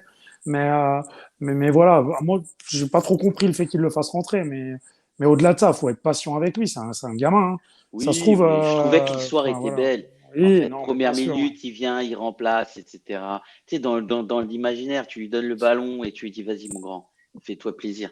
Ouais, je trouvais ça seigneuresque, tu vois. C'est trop Un, chevaleresque, mais plutôt. je sais pas, je suis un peu fleur bleue, je suis un peu comme ça. Moi, je l'aurais fait, tu vois. Enfin, peut-être je suis un peu naïf, mais en même temps, je me dis, bon, bah voilà, ça pouvait être une belle histoire. On est à la 94e minute, il n'a pas touché un ballon, il rentre pour 2 secondes. Franchement, à 2 secondes chrono, dès qu'il tire Dybala, c'est la fin du match. Il n'y avait pas de possibilité de perdre le En match. plus, Je me en dis, fait, bon, et bah, puis au-delà de ça, c'est pas lui qui les tire, je crois, en U23, hein. C'est pas Miretti. mais il a Si. marqué Non, trois buts Miretti, c'est cette en année. U19. Attends, je Il dis a de la marqué merde. 3 buts, ce Attends, que j'ai un disait doute. Génin. J'ai un doute. Je connais mal. Moi, je regarde pas les jeunes Ouais, en toute je confonds peut-être Miretti, c'est en sincérité. U19, lui, non? En Peut-être toute Ake Ouais, qui sincérité. les ouais. tire à U23. Je sais pas qui c'est qui les tire en U23. Je sais Je vais pas si Ouais, regarder c'est. s'il y en a eu un. Attendez, bougez c'est pas. pas grave. Pendant que Eza regarde, elle regarde. Chris, donne-nous tes tops et tes flops avant de conclure. Bah, flop, Kulusevski, Bentancourt. Ouais. Et la société qui nous fout dans la merde actuellement, qui nous stresse. Donc hors stade, enfin hors match, je veux dire. Top, Dybala, Morata. J'ai bien aimé l'entrée. Et puis on va dire Locatelli parce qu'il a fait un match assez sérieux, quoi. Ouais. Lionel, tes tops et tes flops. Ben, flop, Koulou, Bentancourt et Keane. Et un top, Dybala, Dybala, Morata. Et je voulais mettre Pellegrini. Ouais, c'est pas mal. J'ai failli Euh, pour bon, bah, l'encourager. en J'ai top, hein, trouvé. franchement, Dybala. Deuxième top, Locatelli. Et le troisième, en fait, euh, Morata parce il est rentré, mais franchement, à part, il a mis un but quand même, mais Ouais, c'est un but et un sinon, penalty, quoi, provoqué, quoi. ouais, c'est plutôt pas mal. À une Et en demi-heure, c'est pas mal quand même. ouais, non, mais si, c'est vrai, c'est vrai. Et puis en flop, je mettrais tout simplement à la gestion d'Allegri pour les jeunes. Ouais, tu fais pas rentrer comme ça hein, à 2 secondes de la fin. Je trouvais que c'était débile de jouer la montre sur un match gagné à Ouais. 2-0 à la 94e minute. Bentancourt parce que il verticalise pas assez. Et puis enfin Sandro parce que franchement j'ai l'impression qu'il sert à rien quoi. On l'a vu sur la deuxième mi-temps qui est J'ai rentré. juste une question, justement, par rapport à Soulé. Il y a un règlement, un U23 qui fait 5 matchs en équipe première. Normalement, il ne peut pas redescendre après en U23, c'est ça? Il n'y a pas une histoire de stade Alors comme ça, ça? Maintenant, il n'y a pas c'est une bonne de. Je question. crois pas. Bah, Je regarderai pour la Faut prochaine regarder fois, parce mais que si honnêtement, je jamais crois c'est pas. ça et que c'est une histoire de présence, ça serait complètement con, hein, de l'avoir fait rentrer Ouais, ouais. pour 2 secondes. Je ouais, sais c'est pas clair. si c'est De ça toute ou si façon c'est en peut-être des soi, présences d'affilée, en Non, fait, mais peut-être. Ok, c'est au cas où si la Juve est championne, il sera champion aussi. ouais. Eza, t'avais Ah, une il y a stat à moyen nous que ce soit donner? ça. C'est pas une stat, c'est juste j'ai regardé vite fait, vous parliez des pénaltys. Ouais. Visiblement, je crois que Marco Dragraca en a tiré un en remplaçant Kudryk, qui lui en avait tiré un dans le même match et l'avait loupé. Ça faisait 2 pénaltys loupés dans le même match. Mais je suis Ouais. pas sûr sur le fait que ce soit Marco Dragraca sur le deuxième pénalty Ouais, puis loupé je sur ce crois Oui, que non, oui, match-là. c'est vrai que c'est C'était Que Goudry. face à Miretti, il la. est en U19, en fait. Non, parce que Miriti, on Non? a tiré aussi un avec l'U23. Ok. Parce que je En crois fait, qu'il a marqué en U19 la Miriti, dernière fois, non? ouais, mais Miriti et Soulé, ils sont en Un U19 Youssig, pour ouais. la Contre Youth Ah Chelsea. League. ouais, avec la Youth, ouais. Voilà, parce Oui, qu'ils putain, peuvent exact, ouais, jouer, ouais. parce qu'ils ont moins Donc, de 19, ils peuvent y jouer. Mais ils sont alors en Miretti a U23. tiré la dernière fois et a marqué. C'est vrai que contre Chelsea, je crois que c'est lui, il marque sur penalty. C'est Donc c'est C'est ça. même ça. pas Mais Soulé qui le tire. c'est ça. Mais Miretti, Kudryk, je crois que Dagraka aussi ont tiré. En fait, j'ai l'impression que U23 tire un peu qui veut. Ok. Donc, peut-être que Soulé en a tiré un. Je suis pas allé jusque là. J'ai vu qu'il y a eu 3 différents Ok. pour les 3 derniers penalties. Et qu'il y en avait eu 2 de loupés d'ailleurs. Et donc du coup, bon, j'ai pas trop fouillé. Mais je pense qu'il n'y a pas forcément de tireur à titrer. Ça doit être la force ou l'envie du moment, qui se sent, qui est chaud, qui est sur le terrain. Ouais. Pas Et qui plus mal joue. après, voilà, c'est ça, hein. Et pas plus mal après au final en U23 parce que comme ça ils ont tous le moyen de voir s'ils sont bons dans l'exercice ou pas, et de se perfectionner ou autre. Bon, les amis, je tiens à vous remercier en tout cas d'avoir été avec nous ce soir. Et enfin, quand je dis les amis, c'est le chat et vous, Lionel, Eza. Merci beaucoup pour ton analyse, en tout cas, sur tout ce qui était bilan financier en début de saison, en début de prime. Merci, Chris, d'avoir Mon veillé bac avec nous. m'a servi. On sait que demain tu te lèves tôt. Je tiens à remercier aussi tous les présents sur le chat ce soir et tous ceux qui nous suivent au quotidien. Ne ratez rien de l'actualité juventine en vous abonnant à nos pages Twitter, Twitch, Facebook, YouTube et Instagram. On vous dira qui se cache derrière Pornhub quand il le décidera. En tout cas, ça sera en prime time sur notre chaîne Tutti Juve. N'oubliez pas d'actionner la petite cloche pour être averti de nos lives en temps réel. En vous abonnant à notre chaîne Twitch, c'est faire une bonne action, les amis. Je le répète, ce live est caritatif et tout ce que nous générons sera reversé à des associations. Abonnez-vous. Il y a un jeu concours en ce moment. Allez sur la chaîne, en tout cas sur le Twitter Tutti Juve. Il y a une bannière Twitter à gagner. Elle sera personnalisée par Enzo, un designer. Je vous embrasse, les amis. Je vous souhaite une bonne soirée et on se donne rendez-vous dimanche pour le tirage au sort, justement, de ce jeu concours. Donc, n'hésitez pas à follow nos chaînes, Enzo et Tutti Juve, et à RT, ce jeu concours. Allez sur la chaîne Tutti Juve, il y a le jeu et ce qu'il faut faire. On a juste à aimer 2 chaînes et faire un RT. Je vous embrasse fort. Ciao, les amis, et on se donne rendez-vous dimanche soir. C'est ça? C'est ça. C'est Je vous ça. embrasse. Fais des gros Allez, bisous. ciao, ciao. Ciao et Salut à forza tous. Juve. Ciao, ciao. Ciao. Bonne nuit. Ciao, ciao. Forza Juve.